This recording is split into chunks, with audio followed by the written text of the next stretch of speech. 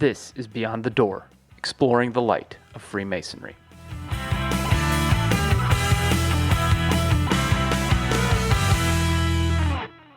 Hello and welcome again to Beyond the Door, exploring the light of Freemasonry. I am Chris Crume and once again joined by my co-host, Matt Salyer. What's going on, brethren? Boy, this is episode 11, kind of culminating out that first season almost. Next month will be episode 12 and the season finale. And did you think we would get this far? No. It's always hoped, right? We always hoped that we'd have some longevity to this and we'd kind of bring people along for the journey while we ourselves are learning from more experienced people. But just I'm astounded at the amount of warmth and patience amongst the brethren dealing with our nonsense and continuing to listen to us. So thank you. Yeah, absolutely. Again, the support has been just unreal. I didn't expect this whatsoever when we started. What started as really just a passion project to tell stories has kind of spawned into this. And, as we start to think about, season one coming to a conclusion, I think there's a lot to look forward to in season two and maybe some of the newer things that we can bring into season two. But that's not to say that the end of season one next month is not going to be hopefully a very enjoyable experience for everyone. I will enjoy it no matter what. We always get good guests. We do. And hopefully the guest for next month will not disappoint either. Yeah. Amen. But setting aside next month and that season finale, I am really excited about this month because today we are going to bring you an amazing interview with Right Worshipful Brother Fred Goldstein. Just an amazing person, amazing Mason, and an amazing leader. Couldn't agree more there. I know I said it in the context of the interview itself, but the man had just a really amazing career. And what he's done since joining Masonry, essentially as he was on the road to retirement, since that time, it's exceptional. And he speaks so well to it. You can tell that he's had to speak in front of crowds before. Just very, very polished, very smart, excellent interview. And absolutely passionate about Freemasonry. Yes, of course, that. So we're looking forward to bringing that to you here in just a few minutes. All right. Before we get to that interview, though, I do want to let you guys know what's coming up in the coming weeks, at least as far as the Masonic calendar is concerned. So Tuesday, August the 4th at 7:30 p.m., Newark number 97 will have its stated meeting here at the Newark Masonic Temple. On Saturday, August the 15th, the District Leadership Program Phase number 3 will take place at Hebron. What time will that one start, Chris? Those always start at 9 a.m. Just wanted to confirm. Yep. Okay. Donuts and coffee at 8 a.m. though. Oh, all right. Tuesday, August the 18th at 7 p.m., Newark number 97 will have a special meeting. Tuesday, September 1st at 7:30 p.m., Newark number 97 will have their stated meeting. Wednesday, September 9th at 7 p.m., the 19th Masonic District Association meeting will take place at Three Rivers. Tuesday, September 15th at 7 p.m., Newark number 97 will have a special meeting. Tuesday, October 6th at 7:30 p.m., Newark number 97 will have their October stated meeting. And Thursday through Saturday, October 15th through October 17th, the 2026 Annual Grand Lodge Communication will take place at the Dayton Masonic Center. That is a pretty big event coming up rather quickly, actually, on the Masonic calendar. It kind of culminates the year and kicks off the next one. So if you've never gotten to go, I highly, highly encourage anyone that hasn't gotten to go. Pretty packed agenda at those things now Mm-hmm. that they've kind of consolidated legislation down to a single day. Yeah, absolutely. And who knows, you might see two of your favorite podcasters there, maybe podcasting live from annual communication. I don't know. Look for the guys who are lost and potentially have a finger in their nose. Yeah, that's pretty much accurate. I will probably end up in the wrong place at the wrong time. You'll be the one with the finger up your nose? Sure. Oh, fair. Easily identifiable. Yeah, it makes us very easily identifiable. But we'd love to connect with anyone that is there that just wants to chat or give us some of your great ideas for season 2. Oh, that would be nice. Yeah, get some of those really, really good ideas out there. While we're also kind of reflecting a little bit, I'd like to go ahead and thank some of all of our listeners, but especially our international listeners.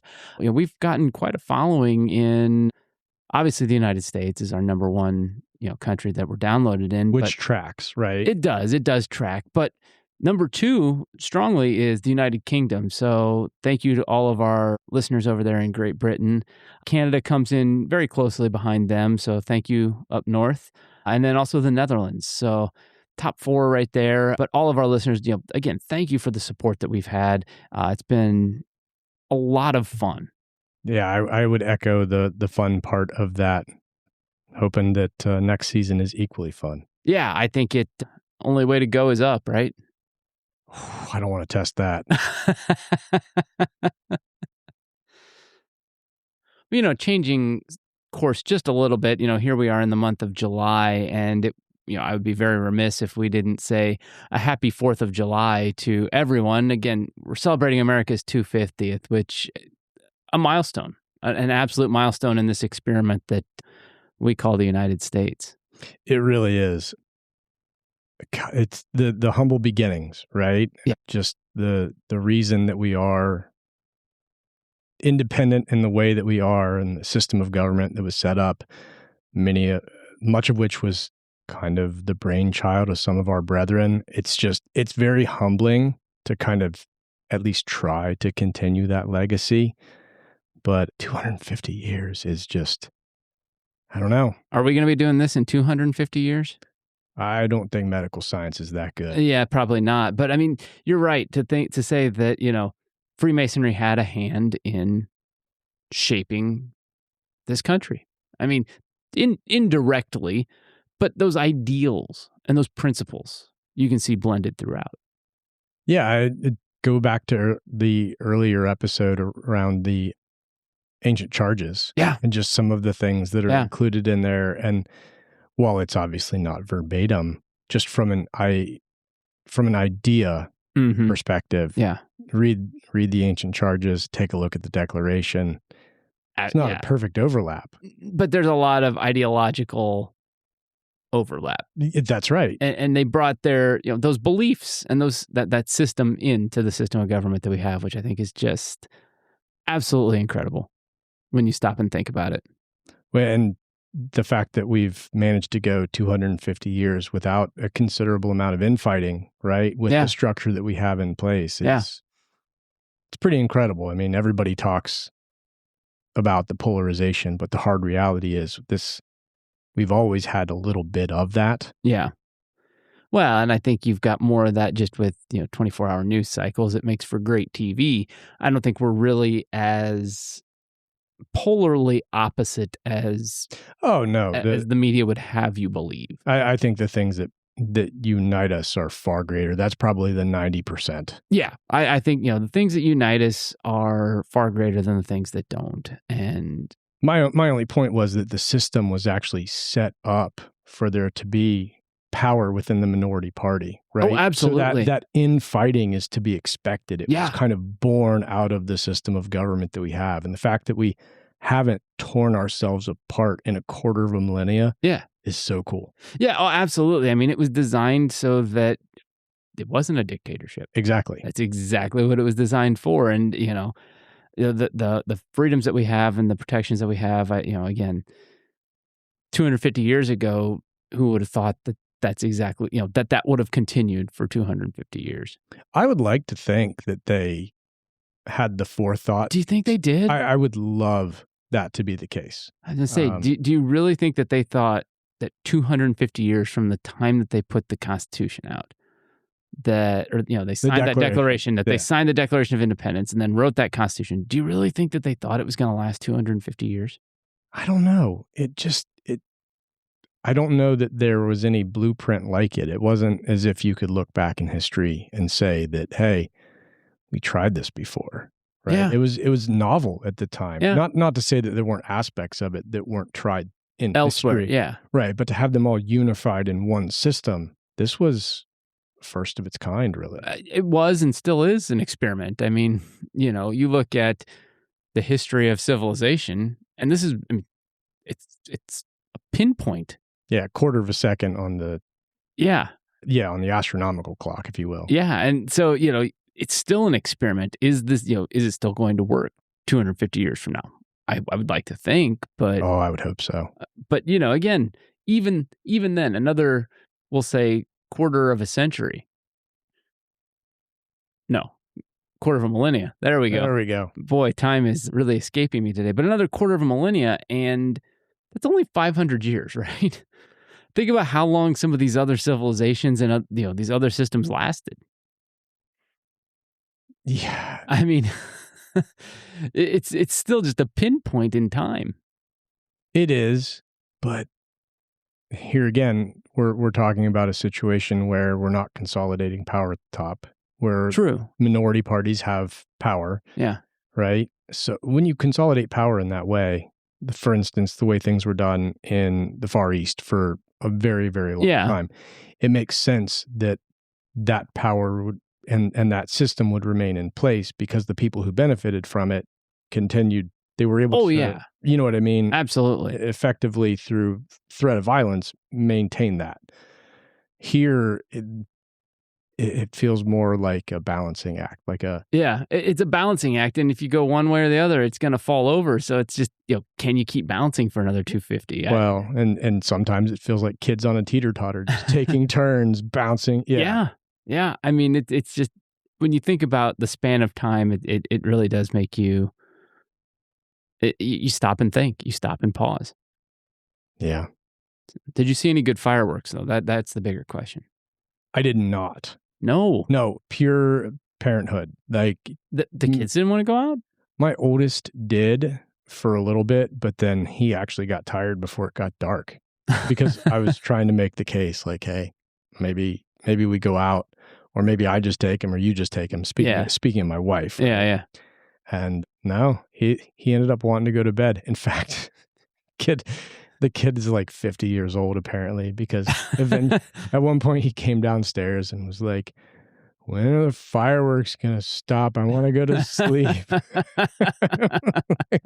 So he's like 7 going on 55. Yeah, it was, I got a good chuckle out of that. Oh my gosh. But, well, again, big happy birthday to America. Again, 250. What a milestone to get to. But now we are going to go over and bring in Right Worshipful Brother Fred Goldstein for that interview. Hopefully everybody loves that as much as we really enjoyed having him here in the studio.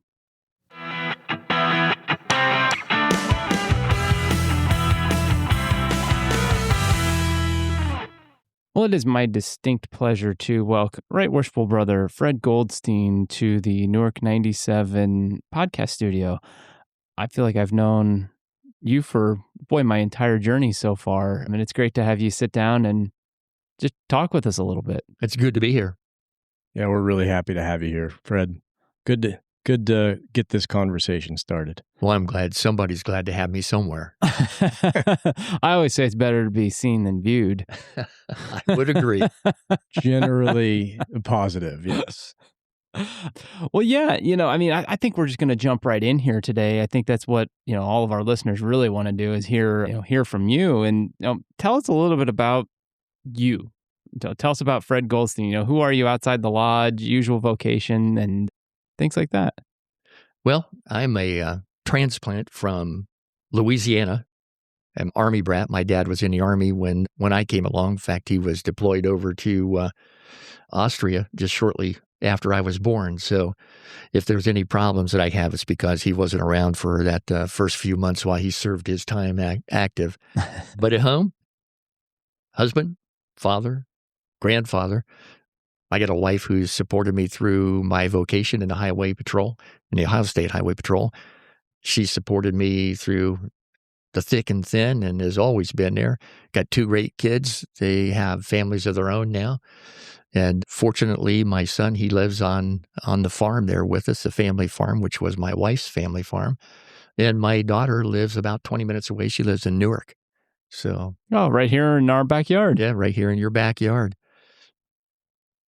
Went to Watkins Memorial High School, and played sports like most kids growing up. And I decided at the very early on that I was ready to leave school and go to work. So I went to work for the Department of Agriculture. Was there for about 5.5 years, decided that's not really what I wanted to do. And I had the opportunity to run into a patrolman who was a meat inspector there, and he asked me what I was doing. I told him I was working on his car. I was a mechanic for that day, and he said, "You need to do something else." He says, "Here, make a phone call here, go down and take a look at the Ohio State Highway Patrol." I said, "I think you'd do okay." So with that, I decided to make application, and I was really excited. Obviously, it was a career change and something that I thought would be exciting. Put my application in, and unfortunately had to wait 2 years. I went through the testing immediately and scored high enough. Back then, you had thousands of people that wanted to get into the Ohio State Highway Patrol or other agencies, law enforcement agencies. But quickly I found out that they were in a hiring freeze, and they didn't need anybody at that time. So they called me back. It was almost 2 years later that I finally got on the Ohio State Highway Patrol. From there, I walked into the academy on the first day, and of course, there's all that screaming and yelling going on. And it's a culture shock for sure. And we had I think there were 3 prior military guys that were in there at the time, and they pulled us off to the side and said, you guys, you're not going to like this. We're not going to stay here. We've already been through this once. And they crawled under the fence that night and left. So we lost 3 in the first evening. Wow. But for me, it was pretty nice. I was getting 3 squares a day, I thought, and I had a nice warm bed to sleep in, even though people were yelling at me. I was used to that. Yeah. I am too, usually. Yeah. Well, how much of that came from being an Army brat? My dad was strict, so I think that there was a lot. I spent a year and a half there at Fort Polk, Louisiana, when he came back, and then we moved over to his parents in Port Richey, Florida. And my grandparents, his mom and dad, had a Frigidaire store down in Tampa. So from there, he decided that he didn't want to do that. He moved back up to Columbus, Ohio.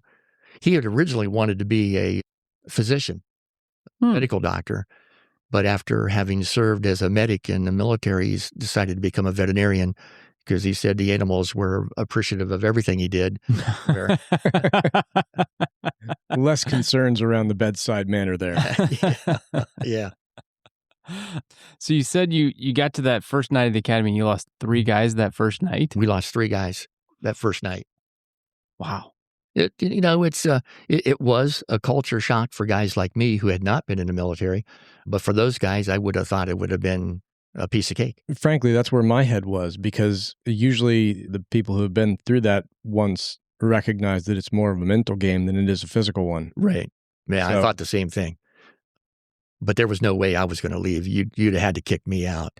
I was there for the duration. I enjoyed it. Well, the wait had to be hard. I mean, you've decided that already that you're leaving the Department of Agriculture if you can, right? You're committed to this thing. You're excited about it. And then you get, for all intents and purposes, waitlisted. 24 months riding out a job that you weren't in love with, knowing that you could be doing what you want to do. That had to be hard. Oh, that was really hard. That was the worst part. And of course, after about 6-8 months, Linda and I had looked at each other and said, it's not going to happen. So we had decided to go out and buy a new car. So we go out and we buy a new car and new van, and we finally get all the finances taken care of. And of course, we're just 2 young kids. We've just started out, and it was like a month and a half after buying this new car, I get a notification from the Ohio State Highway Patrol that I've been accepted to the academy, and I will start on such and such a date, and here's the things you need to bring with you, which was not bad in and of itself until they told me how much I was going to be making. Yeah, I was going to say, they don't pay you a considerable sum to be at the academy. No, we took a significant cut in pay. In fact, the when I brought my first paycheck home from the academy, I handed it to Linda and she just looked at it and started crying because we didn't have enough to cover our bills. So we had to reach out to Mom and Dad to help us through until that was over. And then we paid them back when funds got better. So it's like a lot of people start out. I mean, yeah, it's nice that's a structure though that you can, if you apply yourself, you can rise pretty fast. So I'm hoping you kind of covered that delta relatively quickly after graduating the academy. It's like a lot of things. The Ohio State Highway Patrol, I don't know that I would say that you elevate through fast, that you climb the ranks fast. Because you have to get in and you have to establish yourself. It takes a couple years for a patrolman to get a trooper to get their feet on the ground and really become accustomed to what it is that they're doing, how to do it properly, and to make sure that training is becoming second nature so that when something happens out there, you react and it's instinctive. And because if you have to wait to process it through your mind, it doesn't always come quick enough. So there's certain things that you're doing out there that are establishing you and the expertise that you need to have in order to function out there by yourself. Are they pretty good about pairing you with somebody early on? You're going to be paired up with an individual who is a seasoned officer who will work with you for a period of time and evaluate that process. You start out where you're sitting in the right seat, he's driving or she's driving for about the first 10 days, and then they transition over where you start to drive and you start to interact with the folks that you're pulling over, you're stopping. Just from your early days, anything that you found more challenging, I guess, than other? I think the first thing that I found challenging as a young trooper walking out there was just how to talk to people. You just pulled them over, and I remember the first stop that I had, my coach is sitting over there. He goes, "This one's all yours." And I walked up to the side of the car, 5 young boys in the car. And of course, they're moving all over the place. And I walk up, he rolls the window down, and I look into it and stern-faced. I mean, I ask him for his driver's license, registration. And I'm nervous because we got all these guys that are in here. I'm trying to figure out what they're doing, trying to watch everything. It's nighttime, flashlight in one hand and trying to pull out the information he's given me, and told him why I'd stopped him. And it was just for a headlight out. So it was just going to be a warning and trying to help educate him and get him on his way. So I go back to the car and I write up the warning. I go back up and give it to him, explain everything that he needs to make the correction. And I walk back to the car, and my coach looks over at me and he goes, "Well, how'd you feel?" I said, "I'm better now." He goes, "I hope you're not going to scold everybody like that when you walk up to him." He goes, "You can be a human." So obviously I was a little tight on that first time that I'd walked up there. That's pretty common. Now, I'm not in law enforcement, but I do have several friends there. So everything I'm about to share is anecdata, right? But that seems to be a pretty common theme.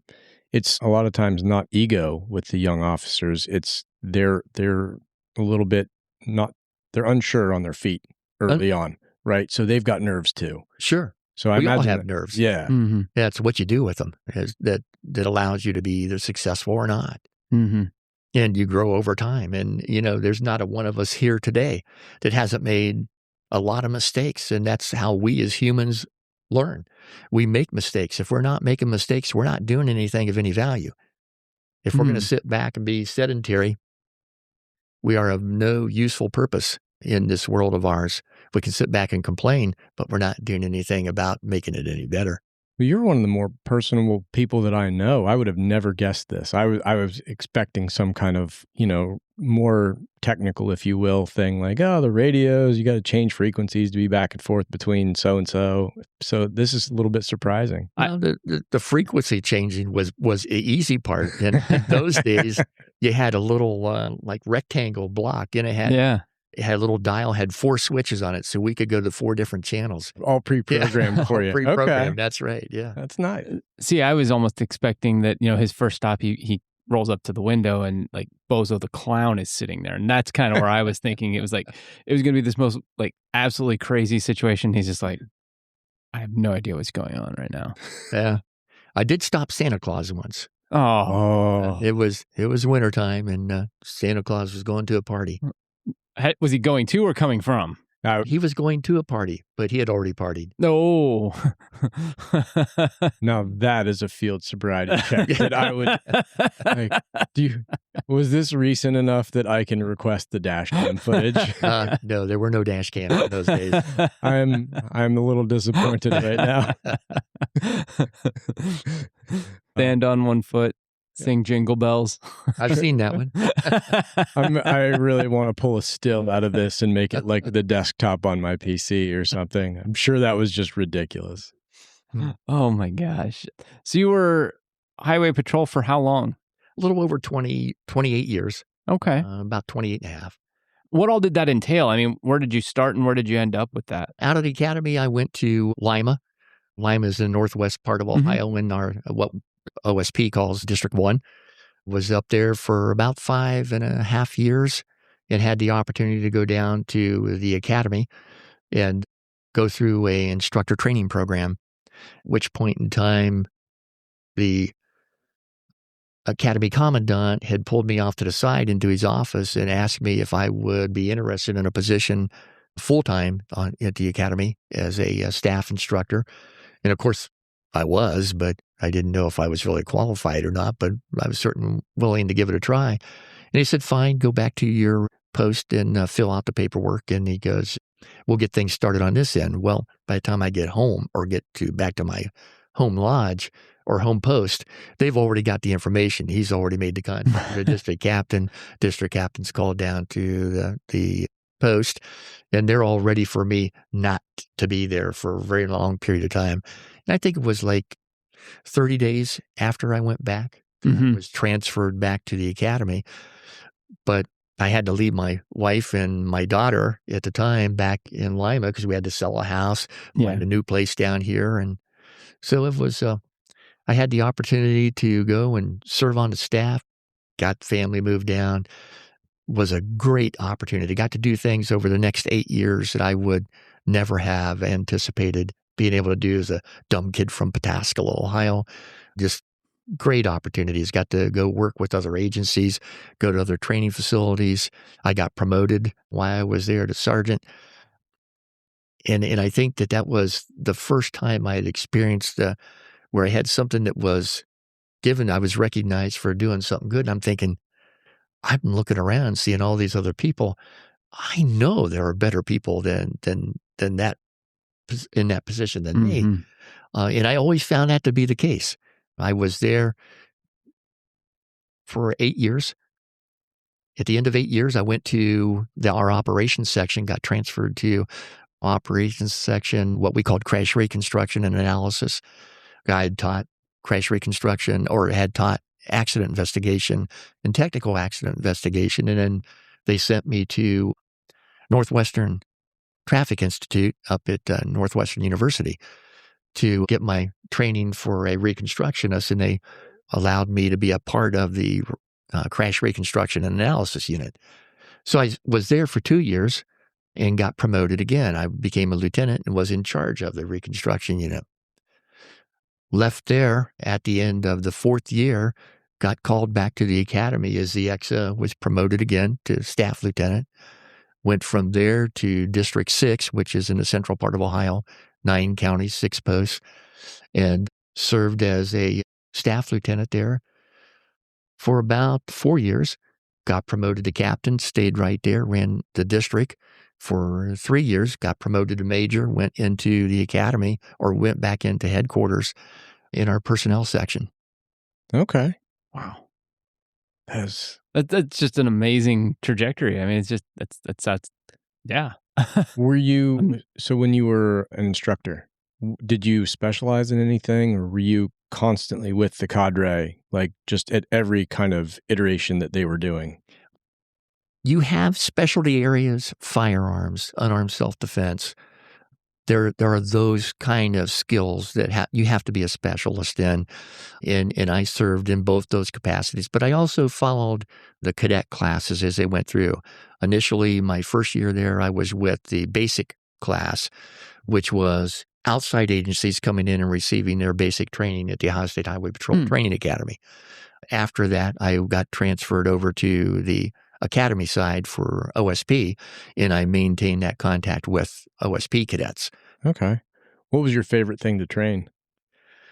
I don't know that there was any one thing. I enjoyed it all. I liked the physical fitness portion of it. I always said that when I went through, when I was going through as a cadet, they would come in one instructor or two instructors at a time, and they'd run you through.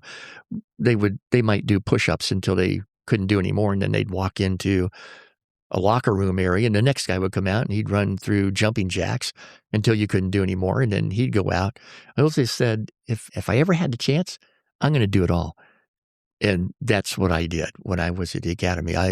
If it was physical fitness, I was there. I liked the unarmed self-defense. I liked the shooting, but I also liked the classroom opportunities. Had the opportunity one time to teach etiquette.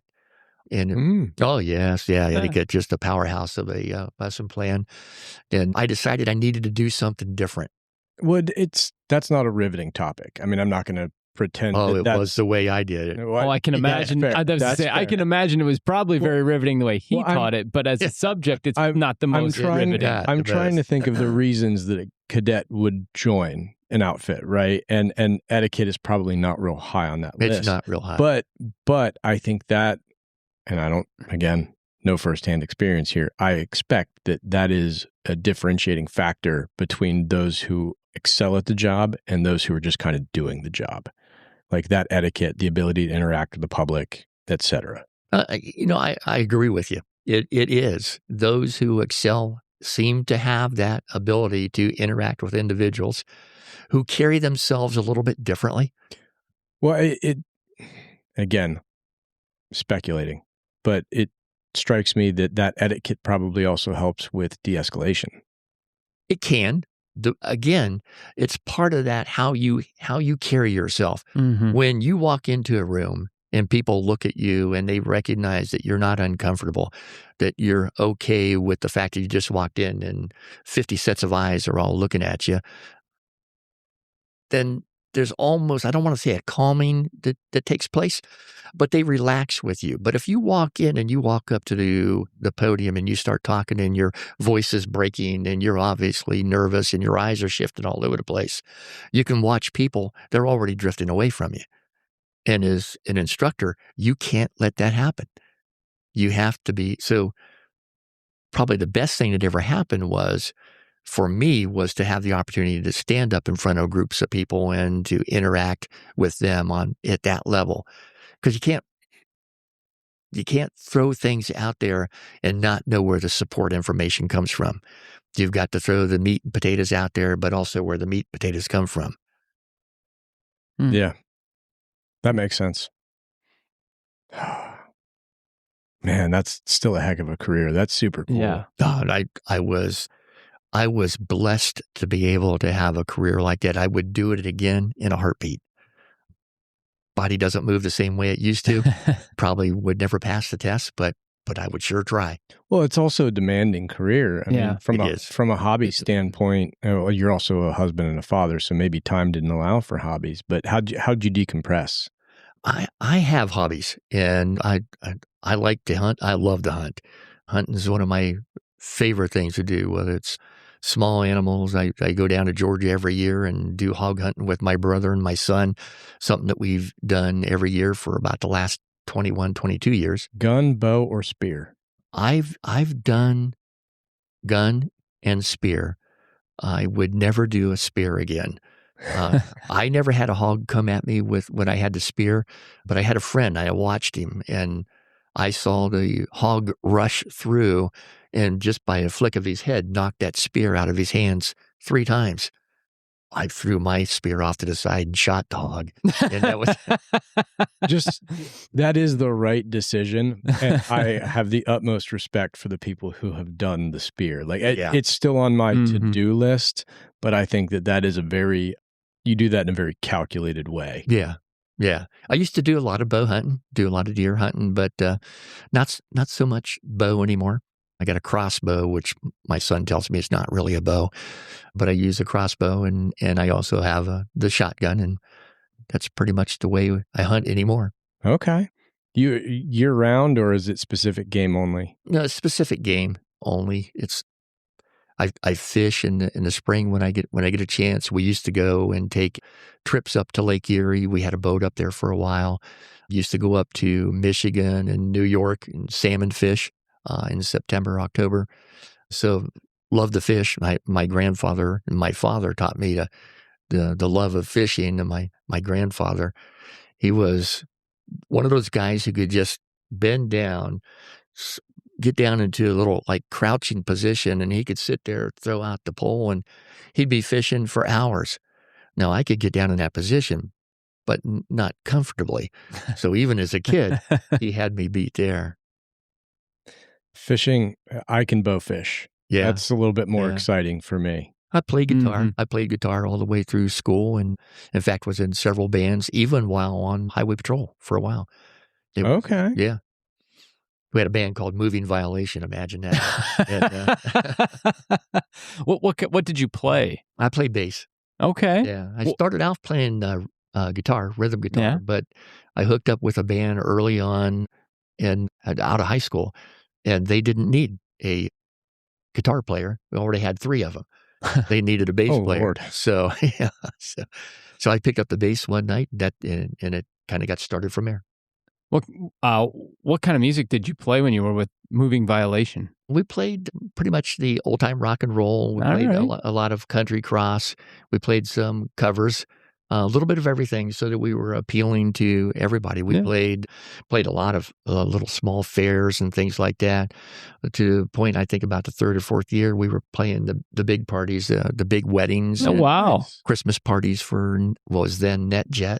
And some big functions, some national conferences we played for. Well, I know who we're getting for the entertainment at the holiday party. Yeah, you're not kidding. Did you guys keep up with it, or did you at least keep up with it? I did not keep up with it. I had it became a job, and when it was no longer fun for me, it was time to put it off the side. I pick it up once in a while and play with it and go, I probably was a lot better than this before. Otherwise, I would not have got paid. But well, it's like anything. If you don't do it, look, not everything is like riding a bike, right? If you don't do it periodically, you're gonna lose a little bit in the skill set. But yeah, I'm good enough to sit on the back porch and play with other guys when they come over, but no good to stand up and make money at it anymore.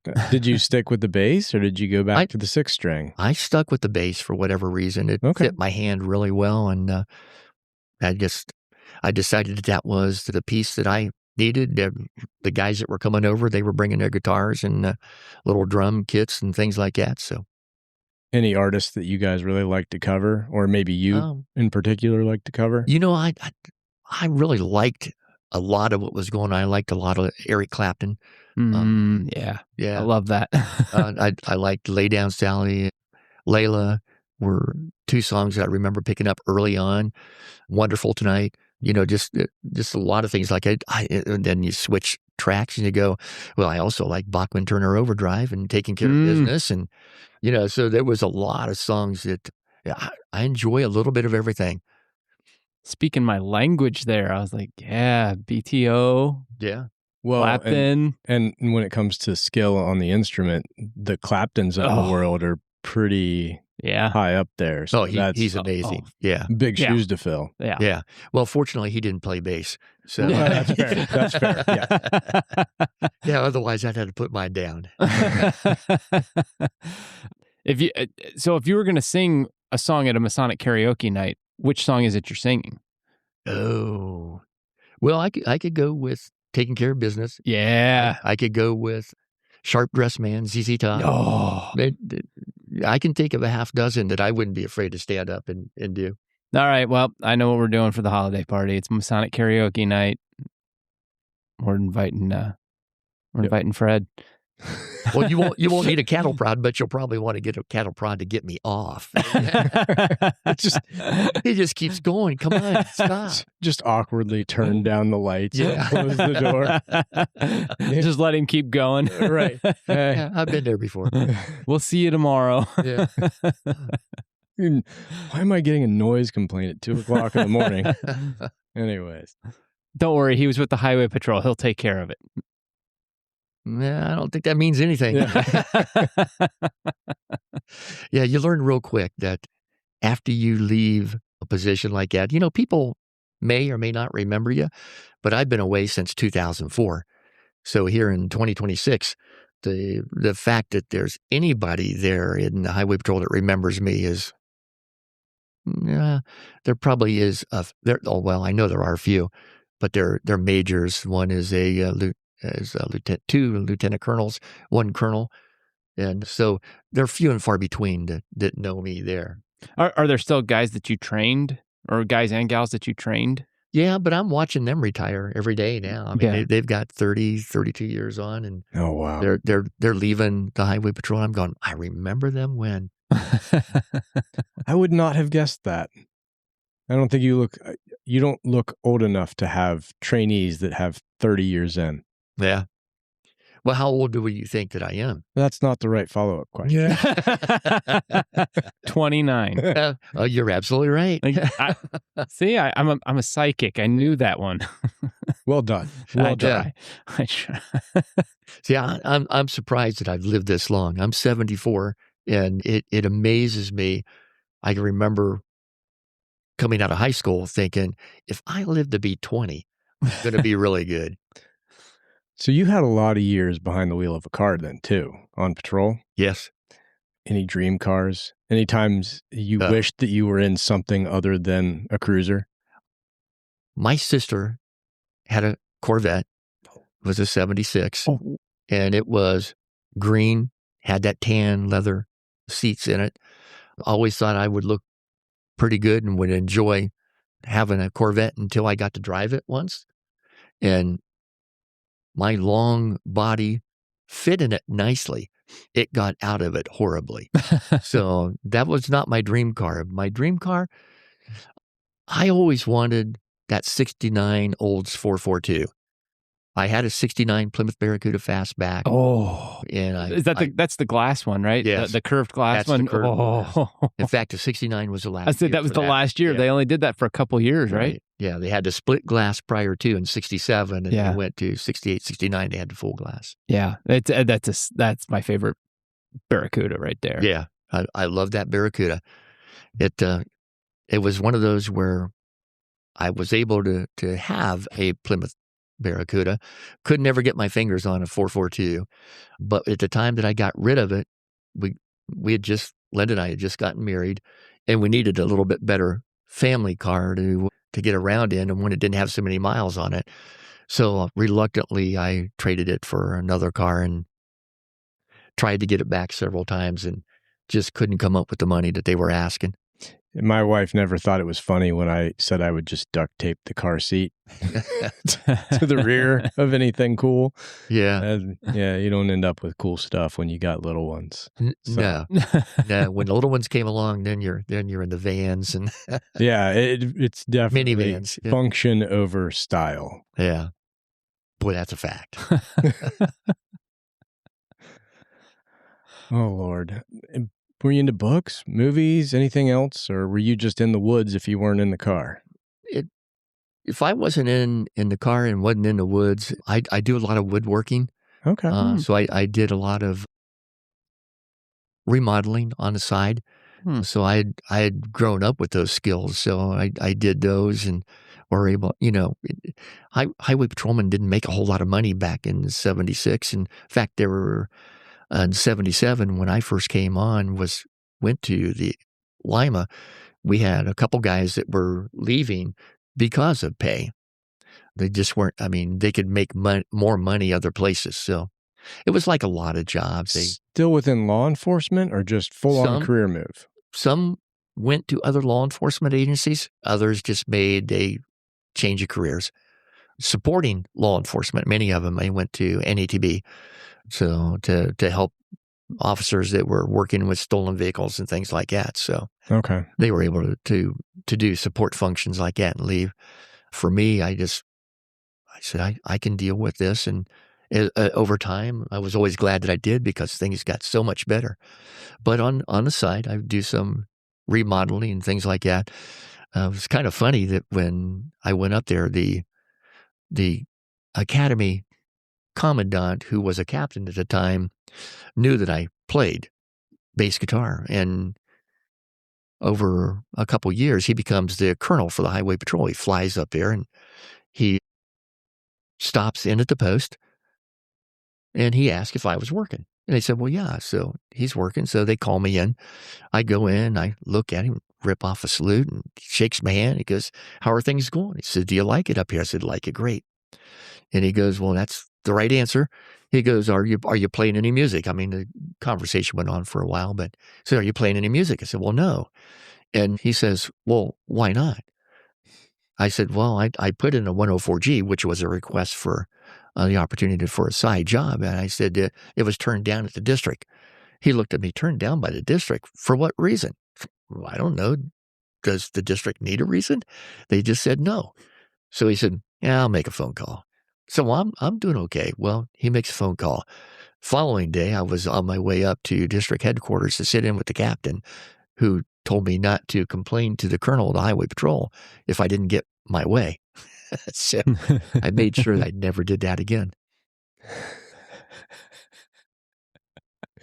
Uncomfortable ride, I guess. That was an uncomfortable ride. Did he make you ride in the back? Oh, no, I had to go right up to see him, but I was riding with my post commander, who had also had the opportunity to talk with him, and his conversation wasn't any more pleasant than mine. It sounds like you probably had the same conversation twice. I did.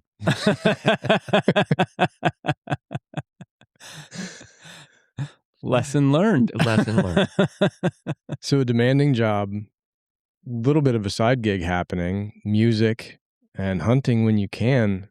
When did you kind of get introduced to Masonry?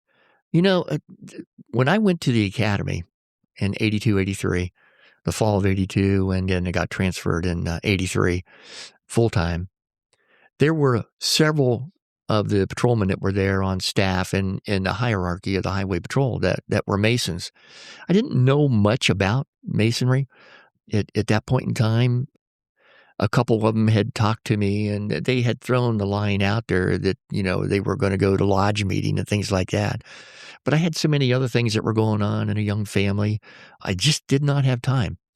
And I wasn't willing to do anything halfway. My dad was pretty strict when I was growing up, and you either did things right or you didn't do them all. And if you didn't do them right and you were supposed to, he helped you learn how to do them right, which was not always a pleasant lesson, but it was a good lesson. Mm-hmm, mm-hmm. And so I've always carried myself in that manner.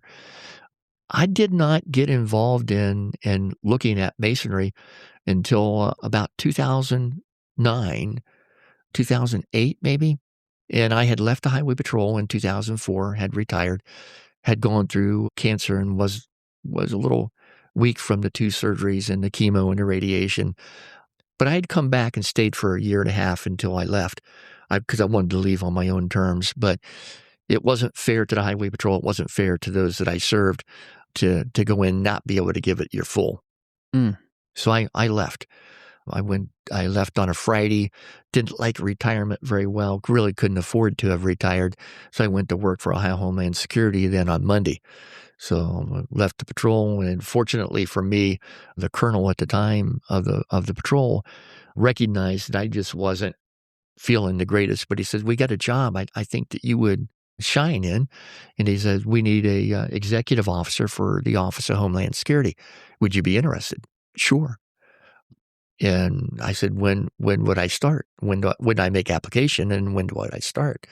He says, well, your interview is going on right now. And he says, you'll start in 2 weeks. So I went back downstairs, wrote my paperwork, my retirement paper, and put it in, and then went to work for Homeland Security on Monday as the executive officer for the state level. Wow. Okay. Now, I'm not terribly familiar with that organization. What all does that look like? Is that disaster preparedness? Is that kind of disaster preparedness is handled by Emergency Management Agency.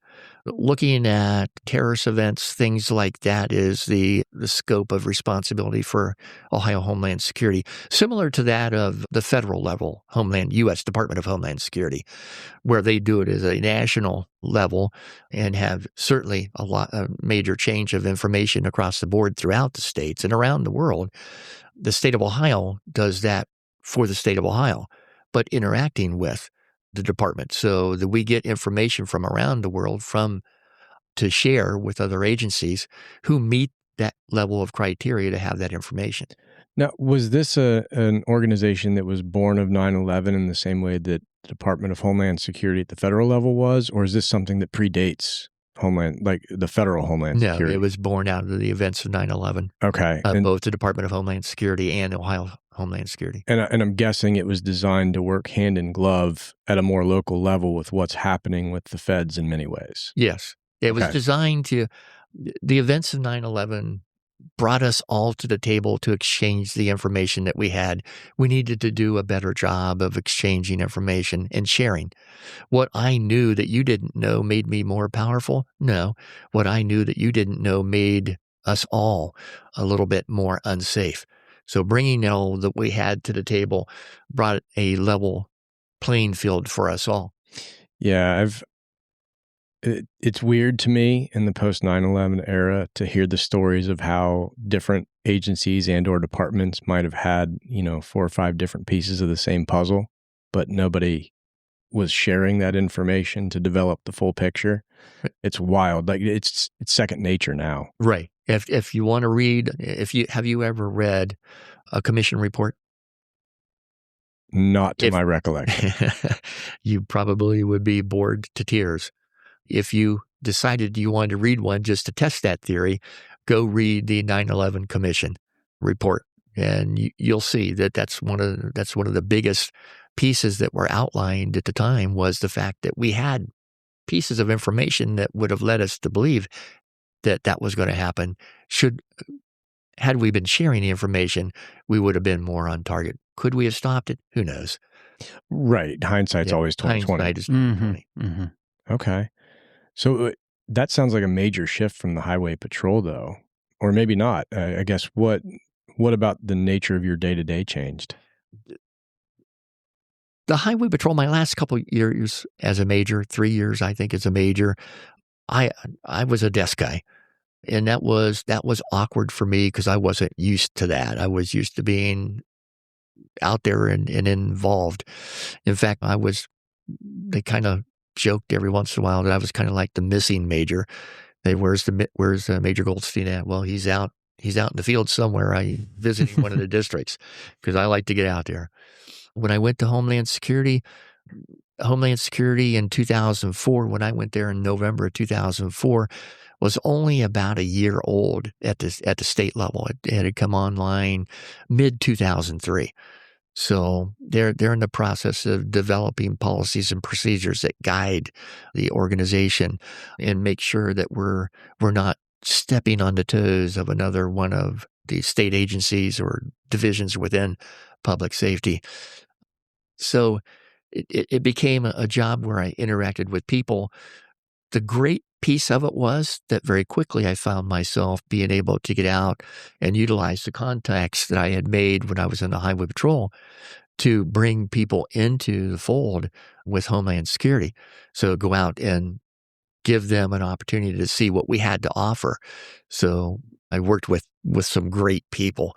I worked with Rich Rollins, who was a retired ATF guy. I worked with Bill Vidra, who was a retired battalion commander from Columbus Fire Department, with Jim Thomas, who was a retired colonel from the U.S. Marine Corps. I mean, these were awesome guys to work with who brought so much to the table. And there I was being able to share with them and learn and be able to contribute. So it was a great opportunity. Just a different change, not so much physical work as mental. And okay. And then it was within that organization then that you were talking to other individuals and maybe Masonry popped back on the radar? That's exactly when that took place. I had some friends that I had taken training with. At some point in time, I was asked to take over as part of a test program by the U.S. Department of Homeland Security, to take over the security program for the state of Ohio and see whether or not we could handle our own security information coming in with the responsibilities and guidelines that were maintained and established by the Department of Homeland Security, the FBI, and anyone who works with classified information. So during that time, I had gone through training with some other people, and some of those other guys were from the federal level. So here I am at the state, they're at the federal level. Well, one afternoon, it's like a Wednesday or so, I get a call from one of the guys that I had met, had established a friendship with. He goes, "Hey, Fred, what are you doing this weekend?" I said, "Well, I don't think I'm doing anything." He goes, "Well, a couple of us are going to load up and head down to a little town in your area." He says, "Down around the Portsmouth area. We're going to go down and help some friends with some building problems they have." So down around the river area, he said, "Got a friend down there who's fallen on hard times, and he's got a little house that, it's got some water damage. A tree had fallen in. One of the limbs had come through the roof." And he goes, "We're going to go see what we can do to help out." See, I can do that. So I know you've done work on the side before. He says, "We've talked about that." You share a lot of things at that time when you're talking, the down times. And so Friday, he comes rolling through. They got a pickup truck, and they're pulling a trailer loaded full of wood and different supplies and things. And the truck is full of tools.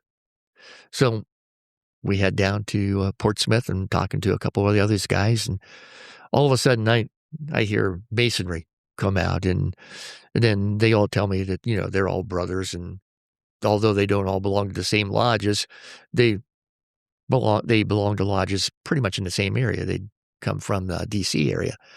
And they drove all that way out there because a friend of theirs who had been in the military with them had some issues down there with his home. So we go down there, and we start working on this guy's house.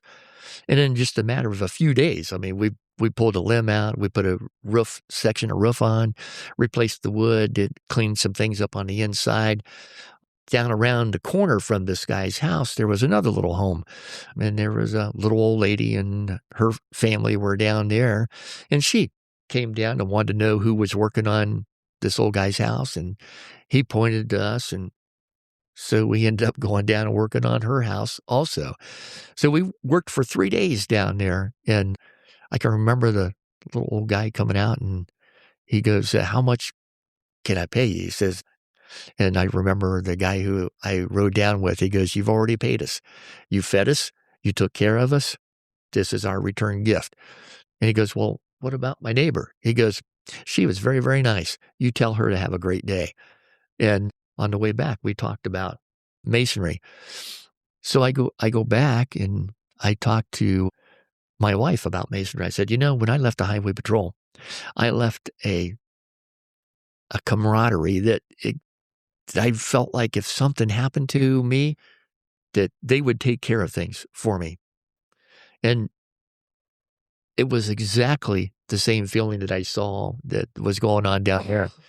So I decided that I would look into it, and I don't do a lot of things real fast. It took me a couple years after that before I finally joined, but that was one of the reasons. And then I find out that my grandfather and my uncle were Masons. My dad always had wanted to be a Mason, but never could find the time. I mean, that sounds a lot, kind of like my story too. Is Generational gap. yeah, there. the generational gap story Yeah. there with my dad ended up becoming a Mason, but it was actually after I did, so which was cool in and of itself because I got to be there for his degree work, which was backwards. Yeah. But hey, that's my family. We do everything backwards. It's interesting that you didn't find out, though, until after you had joined. Well, but it was a different time, though, for those guys. You didn't talk about it back then. But it makes it no less interesting to me, right? Yeah, I had no idea. I read, my uncle had put together a history of the family, Mm-hmm. and he had indicated in his history that he had been a Mason, and that his father had been a Mason. So I checked and found out that my grandfather, his father, was a Mason also, and also a Shriner. So, Well, and your family's from local, right? It was your wife's that was in Florida. Am I No. remembering that correct? no, my family was in Florida. My wife's Understood. Yeah. Okay. Yeah, the farm that we live on now was her family farm. Okay. Okay. I reversed those in my brain. Apologies. Okay. No apology necessary. So they were members down in Florida then. Yeah. Well, no. My grandfather started as a Mason in Florida and then had moved up to Columbus area. So when he moved to Columbus area, he transferred his membership up here. So I have his ritual book and his Oh, Bible. that's cool. And it's always amazing to me that he went through his EA degree and a month later he's going through fellowcraft because he's got the return already in. And a month later, he's going through Master Mason and is all done with his return in. That's a generational thing, and I say this with the utmost respect. Unfortunately, anytime we have to read an obituary, you read that. Yeah, you hear these dates in open lodge, and setting the loss aside, not that we shouldn't, but setting it aside for purposes of just this, you hear what a lightning fast return these guys have in terms of, entered apprentice in January and raised in April, and what? Yeah. That's amazing what they did. Yeah. And they worked long hours. I mean, yeah. It's not as if life were easier then. No. That's what I mean. Not at all. It's flat out impressive. Yeah. Well, and for me, hearing that, it sounds a lot like what my great-grandfather did too, is, as I was working on Royal Schofield Society, I was doing the second part where we're talking about like the lineage and stuff like that. And I got the records and the secretary's pages from when he was initiated, passed, and raised. And it was like, boom, boom, boom, like one right after the other. We also actually have his code book too, which is really, that one was written with the symbology in it too. Oh, yes. So it's even harder to read than a normal one. You have to know what each of the symbols mean. I have my grandfather's. It's a mixture of both. Yeah, it's a mixture. Yeah, it's like you're sitting there going, whoa. You know what's supposed to be there, and you're trying to figure out, what does this symbol stand for? Yeah. And then you say, okay, I think I figured it out. Then you go to another line to say, okay, it should be the same thing here. Ooh, wrong It's not. symbol. I'm going to need a cipher. Yeah. Oh, yeah. Yeah. I mean, but they're cool to see that too. Those older, like how they learned that just from that text, code, and symbol. It's like, Yeah. I had a hard enough time reading the code. Yeah. I talked to a friend of mine, fellow brother, and he no longer is active in his lodge, and he's from Southern Ohio. And he told me that at the time that he was becoming a Mason, getting involved, that they did not have a ritual. He did not have a ritual. It was just all word of mouth. It was all word of mouth. It was all passed by word of mouth. That's how Kentucky still does it, I think. I've heard. Yeah. Pennsylvania too, I believe. Yeah. Yeah. Well, and I can only imagine how many different versions there are of that ritual that get passed. I mean, you can't get 15 guys down to get the message started with the first one and have the same one at the end. Well, not only that, but the inspection. How do you grade somebody? Yeah. Right. Close. We don't have an answer key, guys. But I mean, I've been in inspections where it's like, I think there are 15 different copies of the ritual in here. Yeah. that every now and again happened. Yeah. I've done degrees myself where it's like, I think I just read 15 different copies of my own ritual. Or everything is fine and you're in one degree and then your brain just changes gears to the next, and you're like, oh, sure, it's entered apprentice again for some reason. Those are always embarrassing moments. Yeah. Nothing like opening and closing a lodge and you're in fellowcraft and you're thinking EA and it's at your inspection. You're like, oh, yeah. Yeah. That's on my permanent record. Have you ever noticed that when you go to the East and you have the opportunity to sit there and you just start to feel comfortable and then it's inspection time? Oh, yeah. And I know, you go up there that morning and it's like some big holes in there and your brains just fall out. Oh, yeah. Like pudding leaking out of your ears. It's a black hole up there. That chair is a black hole for your brain. It is. Yeah. All the nerves just converge on that one point, and they're like, "Yeah, we're gonna block any type of brain activity from immediate recall." Yeah. Well, in your first year, you were also like deathly ill too. Yeah, that was not a great day. Pushed through though. I mean, you made it. That's what we do. That's we right. make it. So circling back around, you've made your petition. You're ready to, start going. It's your EA degree and you're at the preparation room sitting there getting ready. What's going through your mind? Yeah, I was apprehensive, to say the least. It's like everybody who walks through there and goes Mm-hmm. to that point, you have no idea what's going to happen. You've heard rumors, you've read things, people say things, and you've heard about a lot of things as you are sitting there trying to mentally prepare and hoping you're not going to you got the blinders on and going, well, I hope I don't get blindsided here. I can't defend myself. Can't do this, can't do that. Well, they're not supposed to hurt you, I don't think. And so finally the door opens and our Tyler, I think, asks me and helps me out to a chair and sits me down. And he goes, just relax, be calm. And then I hear another voice. And it's a very low, deep voice. And it's a voice I recognized. And it was Ed Roberts, who was a good friend of mine. And from that point on, I mean, Ed goes, you're going to be fine. Don't worry about anything. I'll take care of you. I'm going to be right there beside you. Well, come to find out, he was the senior deacon who was going to be walking me around. That's cool. So, yeah. So he's gone. I'm sitting there. I'm kind of relaxed. And all of a sudden, I think two guys come. I know now that it was two guys. Yeah. It was the deacons or the stewards coming through the door, and they raise me up and tell me what I'm going to do, and they shuffle me over, and I rap at the door, and then the rest falls in line with what we know takes place.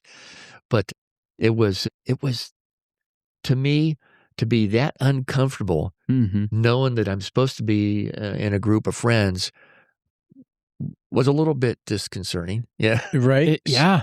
So, and we've talked about this several times, but I had friendly faces on the other side of that door. You had friendly faces on the other side of that door. Chris had nobody. I didn't have any friendly faces. Yeah. I had that guy's face, but I didn't know him.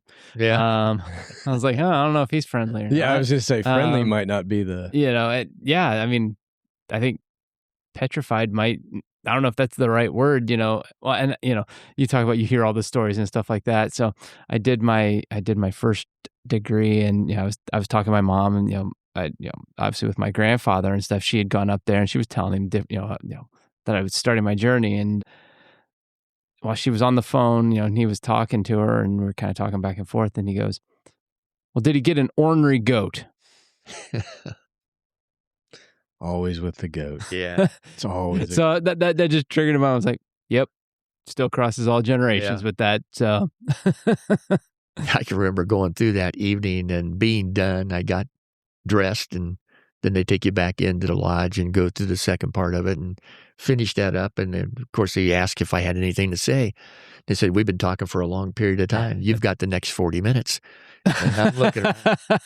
I don't have 40 minutes of material here. So I remember thanking everybody and going to sit down on the sidelines, and then the lodge was closed. And as I walked out the door, and I think we had coffee and stuff like that after the meeting was over. But Ed had come back, and he said, we'll be in touch.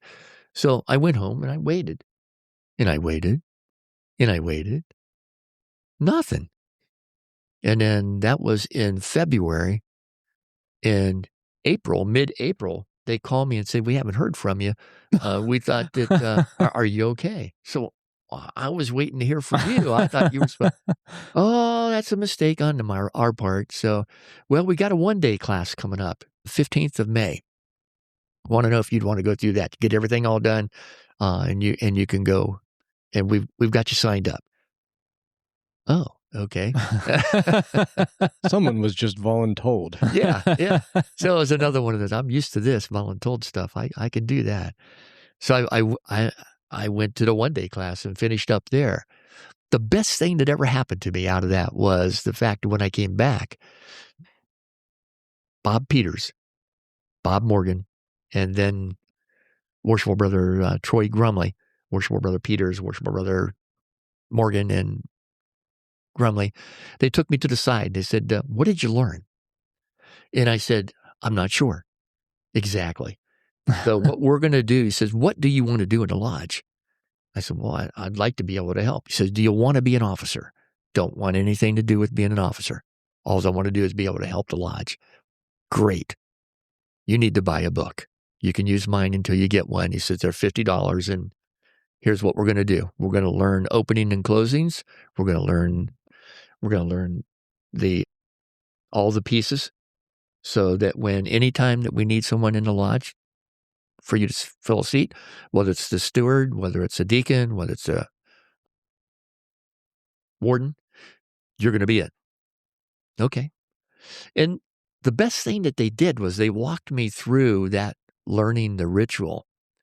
And they almost could sense when I didn't understand what was going on. And they would explain it to me. Bob Peters, just phenomenal guy. Can't say enough about him. Bob Morgan, Troy Gromley. Troy Gromley had this mind that he could look at it and he could take it, and in 15 minutes, he would give it back to you. Oh, wow. He had one of those photographic memories that he just looked at it. 15, 20 minutes later, he's giving it to you. I'm thinking, how does he do that? I can't do that. But they were great. Plus, they made me go through the EA degree as a pro tem. Then they made me go through the return so I could do the return, get a sense of what was going on. Sitting down with them, going through all the material. Same thing with Fellowcraft, same thing Master Mason. So although I was a one-day guy, I had the opportunity, and they gave me the opportunity to do that.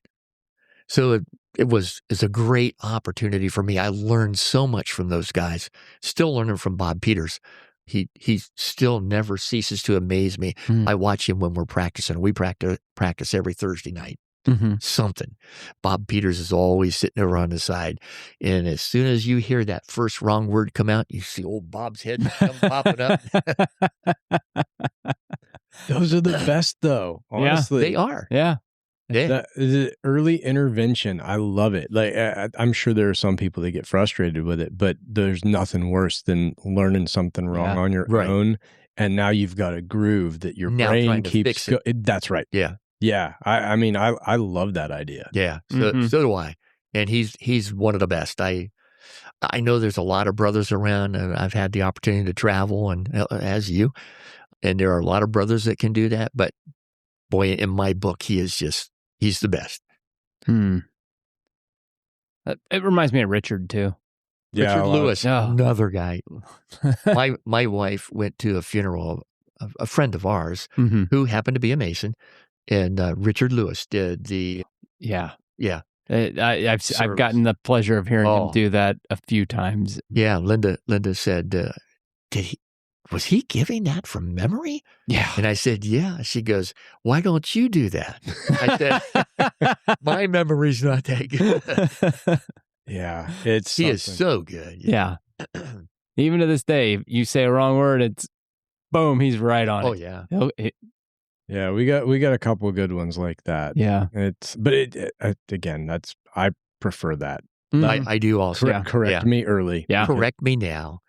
Don't let me think I've got it, and then when it finally comes down to where I don't got it. I don't got it. This is just my brain. I've never been more embarrassed than when I'm confidently wrong. Yeah. Isn't that the fact? It's terrible. Yeah. So early intervention is best in my book. Yeah.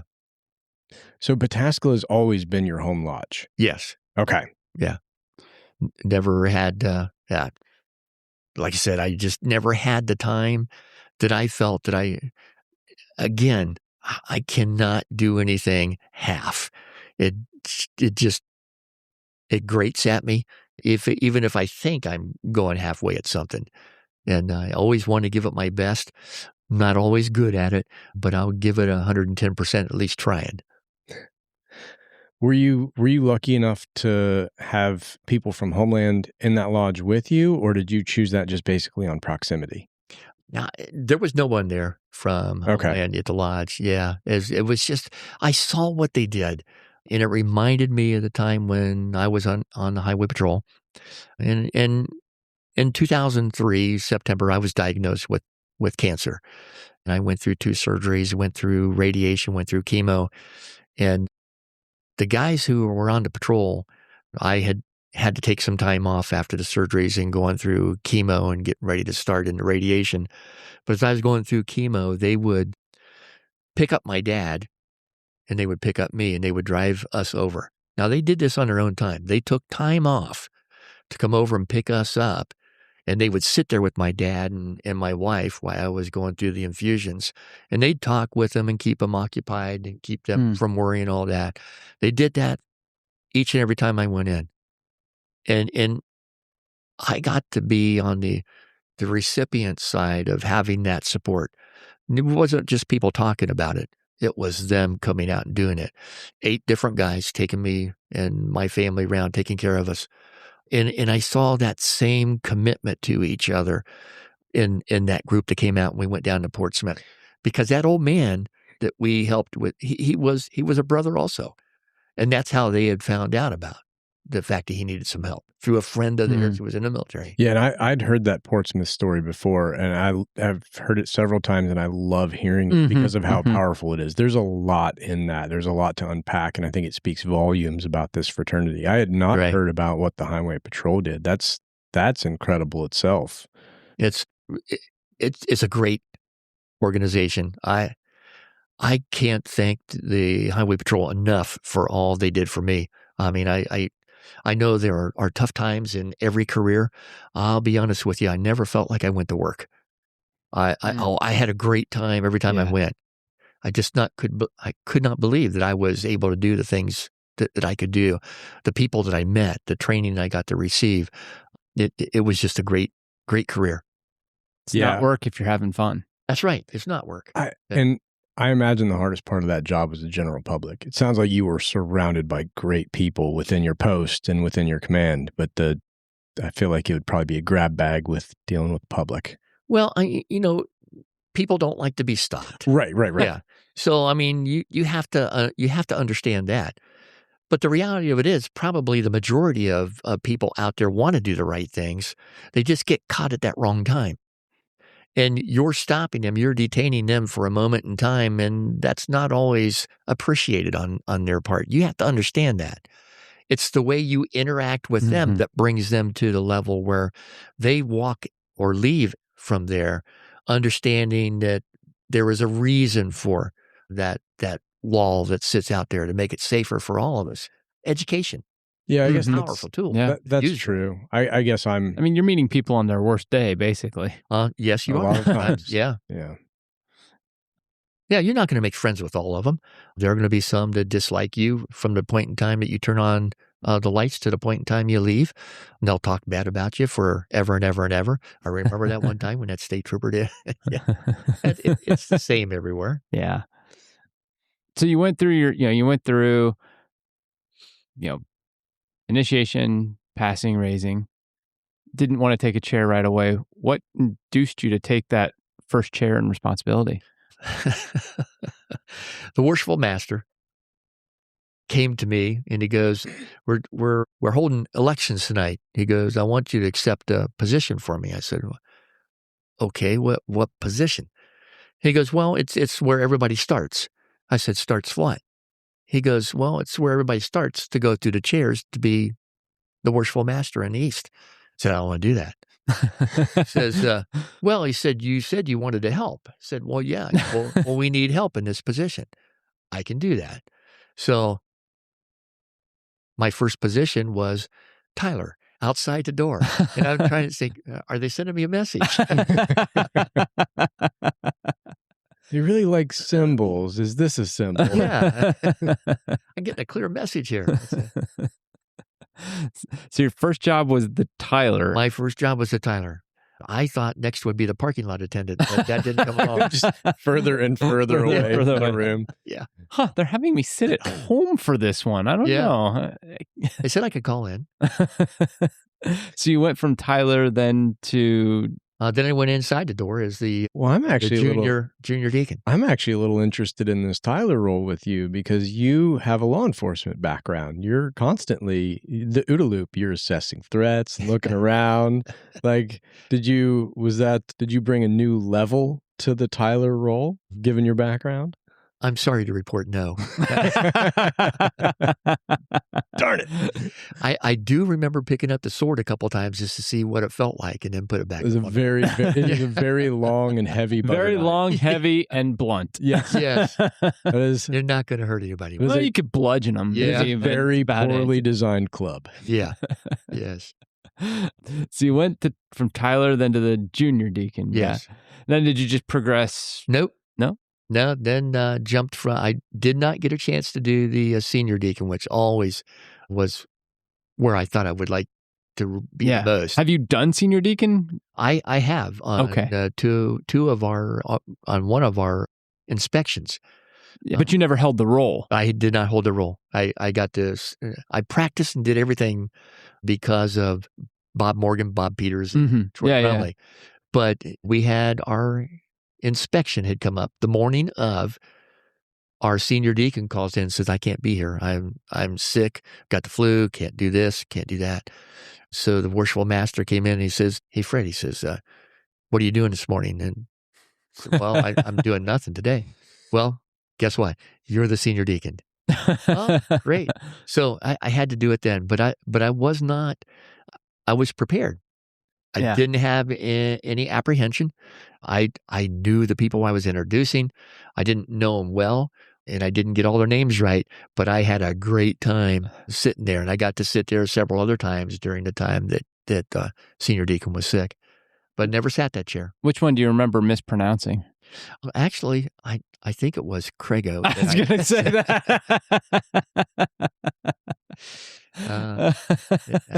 Does he remind you of it? He does not. Yeah. He probably did initially, and rightfully so. And I know how hard that the senior deacons struggle to make sure they don't mispronounce names. But I also know standing there and being put on the spot at that very moment, it's something just happens. There's a little flicker in the blade, a little sparkly light off here to the side. Yep. Draws your attention, and you spew out something. They go, I know that's not right. And then maybe you correct yourself, or they correct you. Yeah. Mine was judicious. Oh, that's a tough one. Yeah. And the funny thing is, I'd practiced it. I was like, okay, this one's going to be tough. I'm going to practice this one. Yeah. Practiced it. Got to it. Didn't happen. Yeah. Just didn't happen. I remember the deputy going through the card with me before we go in. He goes, pronounce them all. Just gave me pronounce them all. I said, okay, I pronounced them. He goes, yeah, you'll be fine. You don't know me. I feel like I was the same way. Well, you've never sat in the senior deacon's chair either. I have not. No. So, got to punch that ticket one of these days. I know. I'm not opposed to it, and go where the lodge needs me. That's my current role. Where do you need me? Okay. There you go. Yeah. Did you have a favorite role when you were going through the lodge chairs? I really liked being a senior deacon, or senior warden rather. And I also liked the 2 times that I had the opportunity to sit in the East. But my favorite was the senior warden position. Why the senior warden? I don't know why. I guess you're at the beginning and closing of the lodge, and you're involved in every little piece that's going on, but you don't have the control. You don't have to worry about getting things initiated that the worshipful master does. So you're responding to him and doing the things he's telling you. And I was comfortable with that. So I just always enjoyed that. I'd watched several of the brothers in the district that I thought that were really good senior wardens, and tried to, we're all a composite of all the people that we come in contact with, the good, the bad, the ugly. We pick out the pieces that we want to keep in us, and we discard the rest, or we hold it back until we might be able to use it for our own. But I used to listen to guys like Roger Solt, and I listened to Worshipful Brother Roger Solt, and that deep voice he's got. And just the way he delivers things out. I always thought he's so smooth. I would like to be that. Wish I had that deep voice, but I don't. So, and there was a lot of them that I pulled from over the years. So that kind of brings me to that. Any mentors that you wanted to give a shout out to? It sounds like there's a few, maybe. There are lots of mentors. I'd be remiss if I didn't. Over the years, I've had the opportunity to sit down and talk, not at great lengths, but Most Worshipful Brother Doug Brenneman, who is our past district deputy grand master. Most Worshipful Brother Ron Winnett. I met Ron Winnett as a fluke. I was over at my cousin's house for her son's graduation. And Ron Winnett and his wife Linda were sitting in there, and I happened to walk in, and Mary, my cousin, introduces me to Ron. We start talking, and he all of a sudden something comes out about Masonry. I said, "Yeah, I'm joining the Masons." He goes, "Well, that's great." He says, "Where are you going?" And he goes, we talk for a few minutes, and he goes, "Well, I'll be glad to see how things work out for you." So he says, and then he tells me his background and the fact that he's a past Grand Master and all that. So I go back to the lodge, and I said, "Hey," when I get going in there, and I've gotten through, and now I'm going to be a Mason. I am an entered apprentice. I said, "Hey, I met a guy, and his name was Ron Winnett." He goes, "Oh my gosh, you're talking about Most Worshipful Brother Ron Winnett." And he goes, "Do you know who you were talking to?" I said, "Well, obviously not." But, Ron is a great guy. I mean, he's listened to me over the years when I had the opportunity. He's a fellow Shriner. We worked the circus together, always find some time to slip off to the side and talk, and it's great. He assures you, he's just an easy guy to talk to. He does, there's no fluffing. He's going to tell you the way it is, but he does it in such a manner that you don't mind, that you're being schooled, but he does it well. Yeah. And I respect him. I respect him unbelievably so. I had guys in the patrol that were in the Masons that I highly respect. Tom Rice, Rob Hartzell, just to name a couple in my lodge. I've named them already with Bob Peters and Bob Morgan and Troy Gromley. And we've got some young guys that are in there now that we're looking at and watching them get involved in the lodge. And it's so fun to sit and watch them want to get in and make those mistakes to clean it up. Yeah. And I have great respect for them. You just look around, and you can't, there's people in our district, and Most Right Worshipful Brother Crago, who I mispronounced his name when I was the senior deacon. You got Right Worshipful Brother Fred Paul, Right Worshipful Brother John Patrick, Ross Berry, Right Worshipful Brother Ross Berry. I mean, you just walk right on down the line. There's so many people to look at. We miss the boat when we don't sit down and talk with them and find out where they came from, the processes that they went through, and learn from their experiences. Sit down and just learn them, ask questions, talk.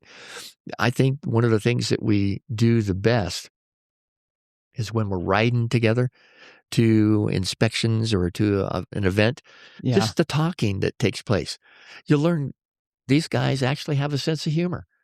You may not have thought so when the lodge was in session, but they got a great sense of humor, and they want to know about you. They want to know. And I think that's the cool thing about our fraternity is we have so much to learn, and we've only scraped up a fraction of it so far. But as long as we keep moving forward, we're fine.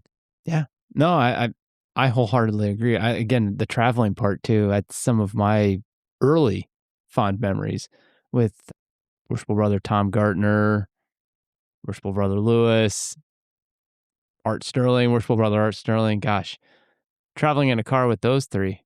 Oh, yeah. That's There's a considerable amount of knowledge. Oh, yeah. In one automobile there. Yeah, and then there's me. That's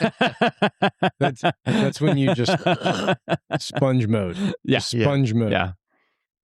Ask questions. Don't be afraid of looking stupid, and just drink it all in. I mean, I don't think I'm really afraid of looking stupid. That's a usual everyday occurrence for me. So I have no alternative. Yeah, I was I gonna say. either am or I was gonna say, that's a normal default yeah, mode. that's a default mode.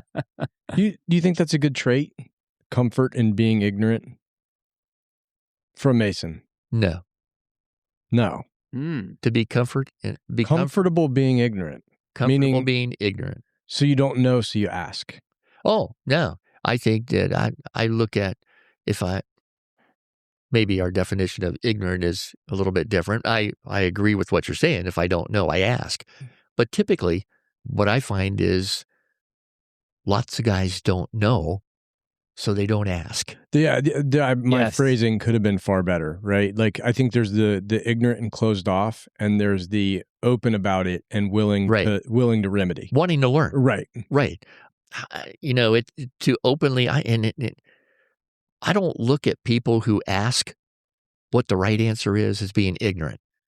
To me, and I appreciate what you're saying, Yeah. but to me, an ignorant person is that person who stands off and never asks a question. Oh, I'm in Yeah. full Maybe it's robot. uninformed. I'm in Yeah. robot Merriam-Webster mode, right? Yeah. They don't know. Yeah. Right. Right. Mm. And for me, that guy who steps forward and is willing to admit that he doesn't know, he stepped out of his comfort zone in order to get the right answer. Our job is to help him find it, to get that right answer. And I think that what we're doing with our leadership class is that perfect blend of helping spread that information. Mhm. Because you're looking at, it's important that we rely on the knowledge and expertise that we have in our lodges. Yeah.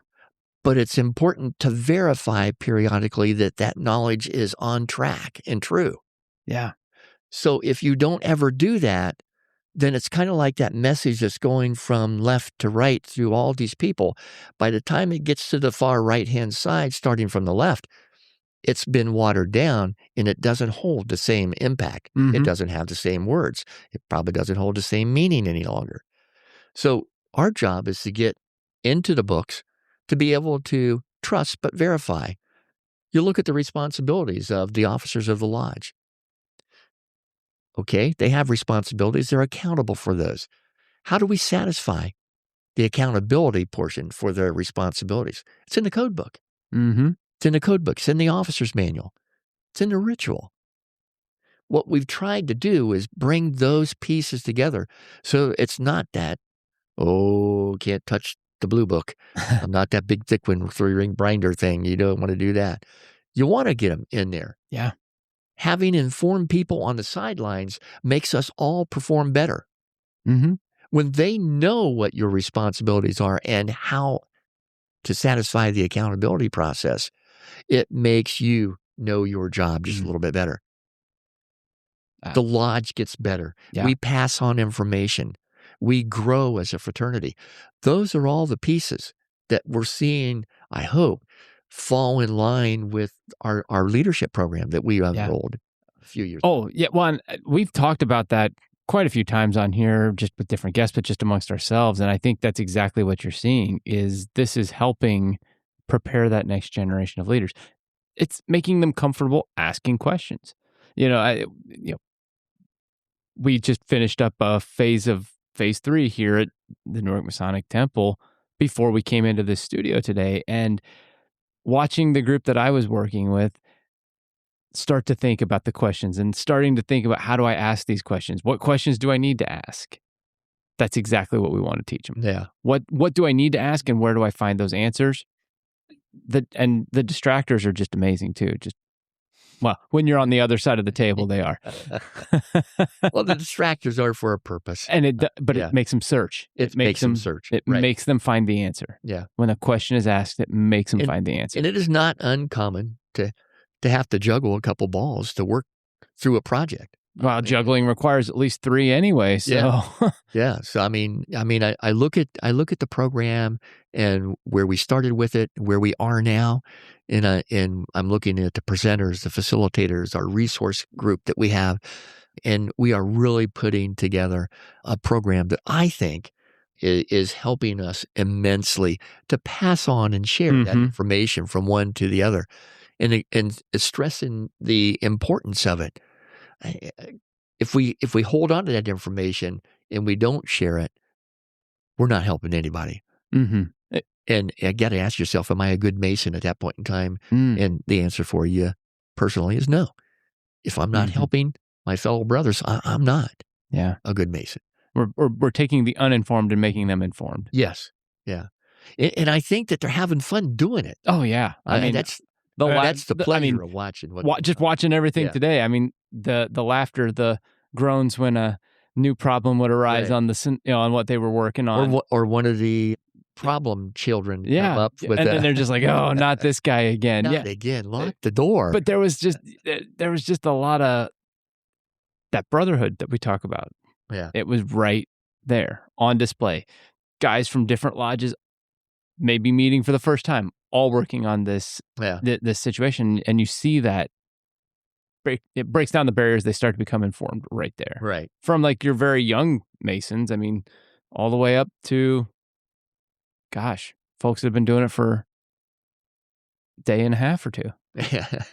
Or 45 plus years. Yeah.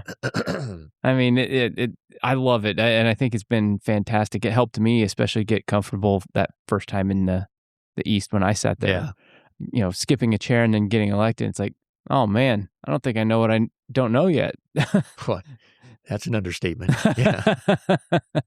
But you learn kind of sometimes on, flying by the seat of your pants. Not the best way, but it's not the best way. Sometimes it is a learning mechanism. It is. But you don't want to relive that. No. Yeah. That second year has been much, much easier. Yeah.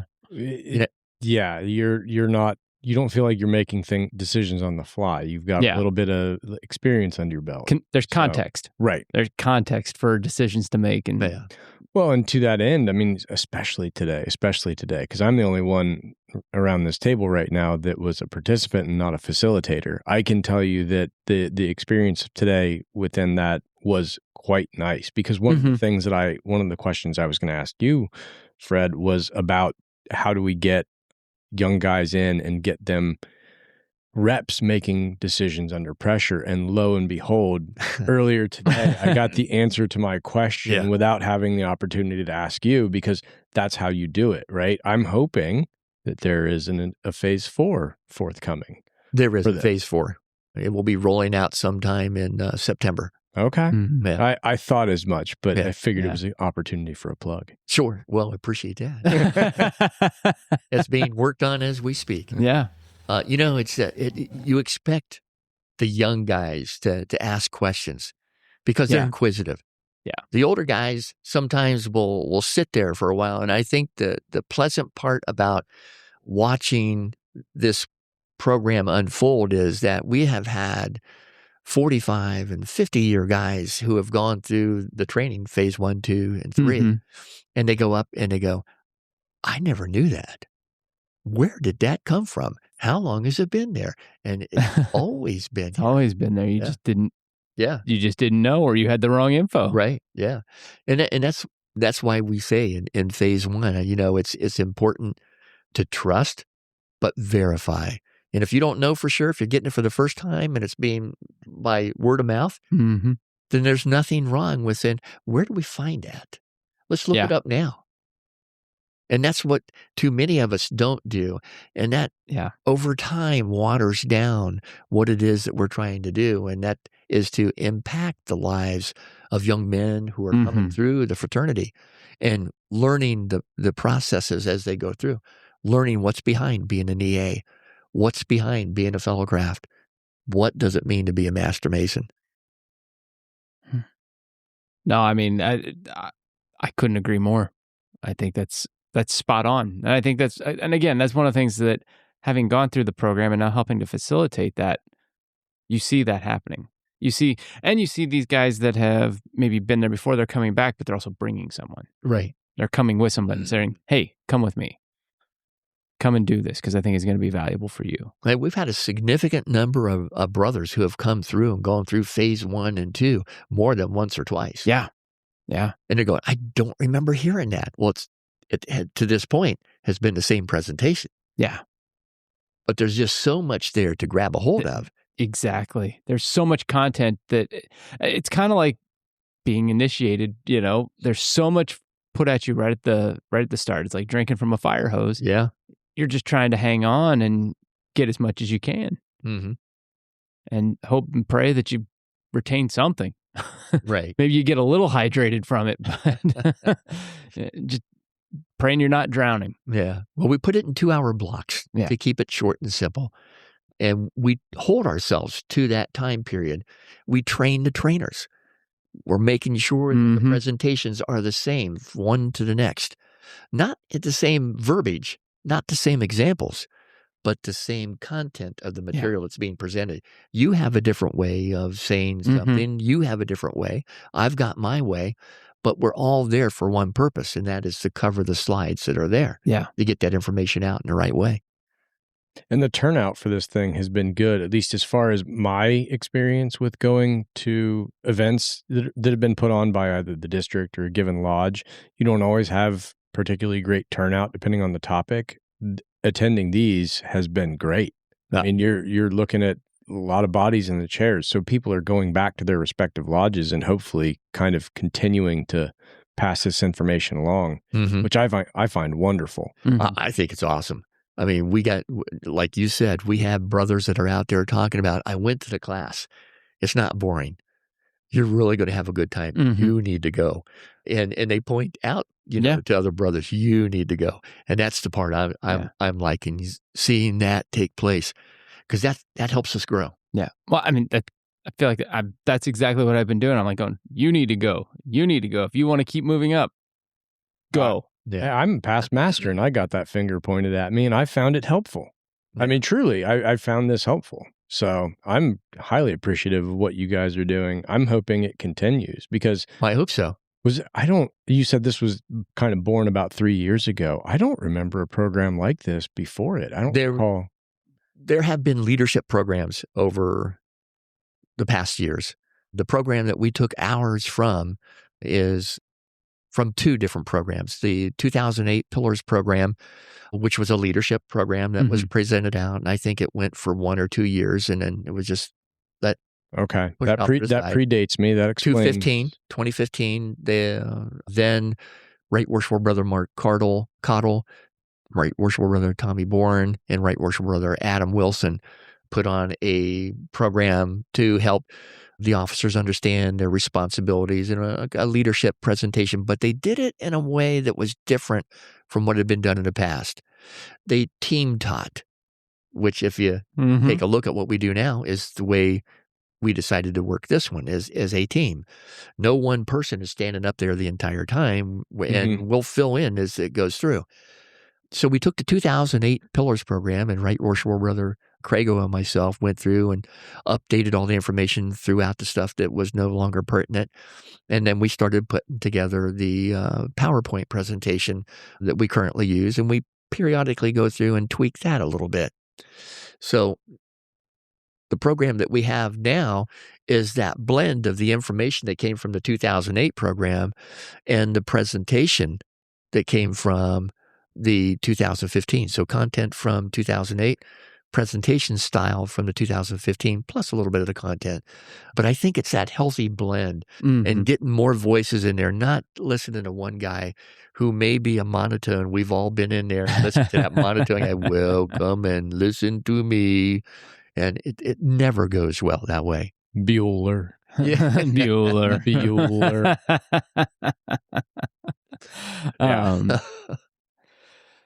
So, talking about the district leadership program, and then what brought you then to the district, after your time in the East? Was there a gap? Was it just straight on in, or what brought you? How'd you get to the district level? To the district level? Yeah. I had the opportunity to serve in the association line. So I was invited to accept the 3rd VP position. Was this right after being master, or? I think it was after I was master the first time, 2017. Okay.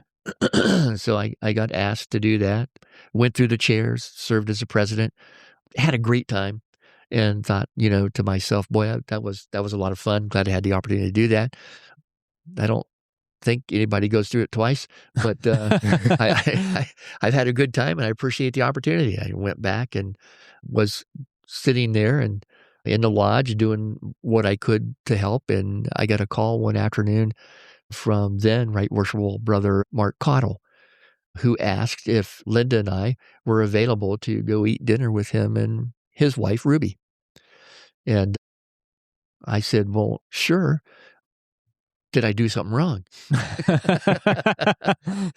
He says, well, we'll talk when we get there. So not a no. Not a no. It wasn't a no, yeah. So I'm thinking, what did I do? And then Linda says, well, maybe he wants you to do something. I was thinking, well, what could he possibly want me to do? Excuse me.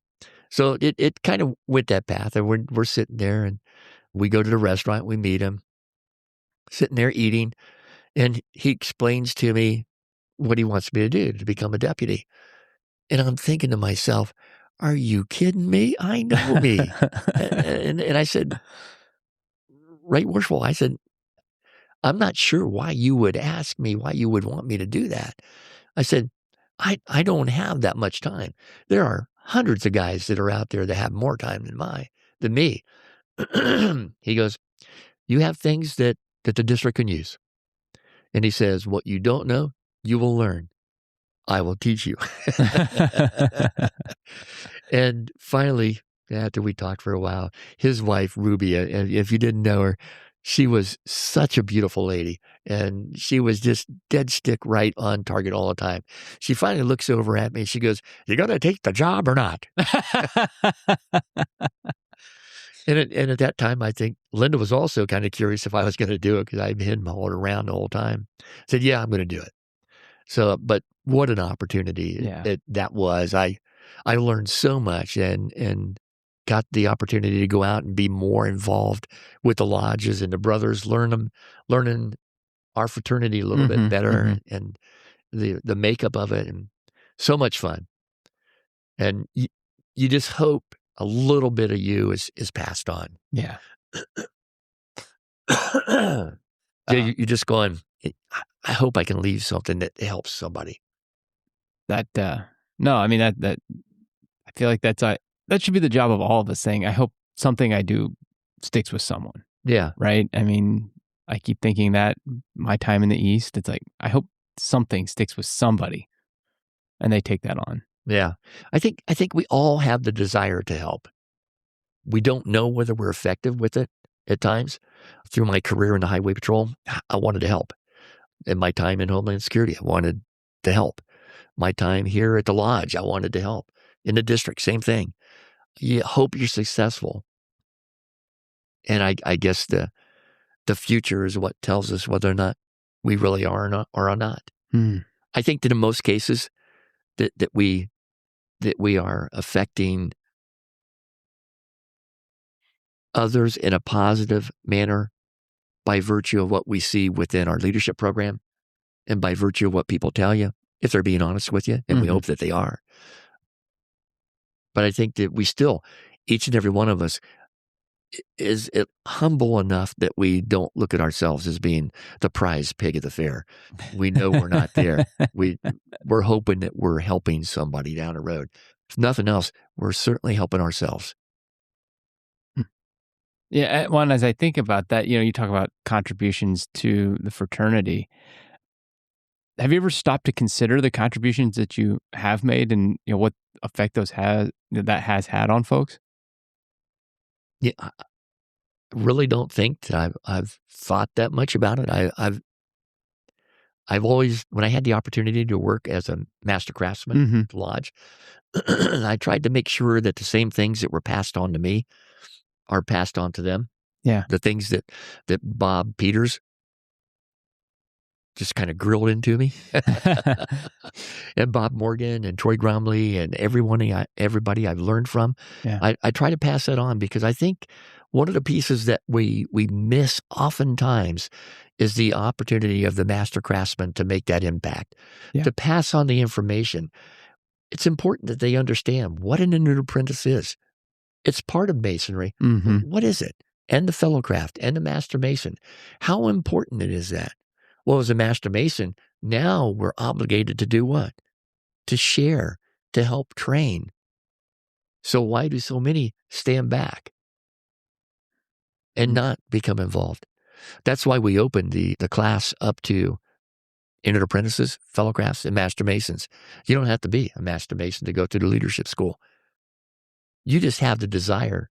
You need the desire to learn, to be more informed, to be that guy who sits. If that's what you want to do, sit on the sideline. We still need people sitting on the sideline. Yeah. Who are informed and understand what it takes in order to make a lodge run. Boy, to me, again, I think about that contributions, what we were just talking about too is, would you say that maybe the leadership program, is that what you're most proud of as the contribution, or what is your most proud contribution? What do you like? This is, the question I'm trying to ask there. I'm one of those people that I don't need the pat on the back, and I certainly don't give myself one. Yeah. Because I'm pretty critical of what I do. Yeah. I'm always going back and looking at what I've done, what I've said. Was there a better way? 99% of the time I walk back, yes, there was a much better way to say that. The things I do, if people pick it up and it helps them, I really feel good about that. But I'm not looking for it. I'm always looking ahead and trying to figure out, what else can I do? What am I here for? How can I contribute? I look and recognize what other people are doing, and I think that's a good thing to do, because it pushes you a little bit harder to do some of the things that you can do. To lend, I don't want to say expertise, I guess to pick up and run with some of the information you're getting out there, not being afraid of it. We need to be able to step outside of the box, but not forget about the box exists. And I think that's what we're seeing. We're seeing the guys get in there, and they're in that box, and they don't want to come out because they're going to be asked questions. So we get them out of the box, but we never let them forget that box is there. Yeah. So maybe from that standpoint, I'm proud of the fact that we're helping people get to that comfortable position where it's okay to be uncomfortable. Yes. That was like stereo. It was 100%. Yeah, more of that, please. Yeah. We perform better when we're uncomfortable. Yeah. And you have to find that comfort zone. You have to be comfortable being uncomfortable. That's right. You have to be comfortable with that. If you're not willing to step out away from the podium and expose yourself to the slings and arrows, you're not going to make the impact that you need to make. Well, not only that, but usually the screw ups, right? Because what are we all afraid of? It's looking like looking like a fool, screwing up, being embarrassed, etc.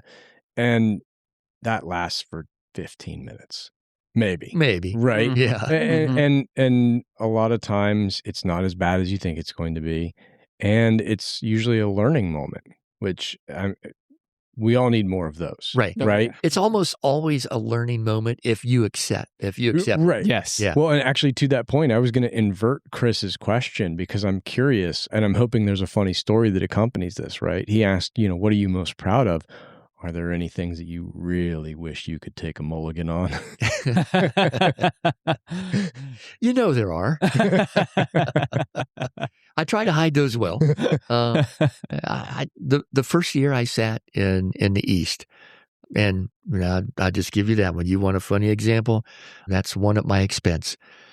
We had gone through the opening, and the deputy had come up and said, great opening. You really got it all good. I said, I'm looking forward to the rest of it. And we get to where we're doing the obligation and we go right through it. Everything it's just spot on. It's spot on. It's humming. I'm going, wow, all this practice we put in here is really paying off.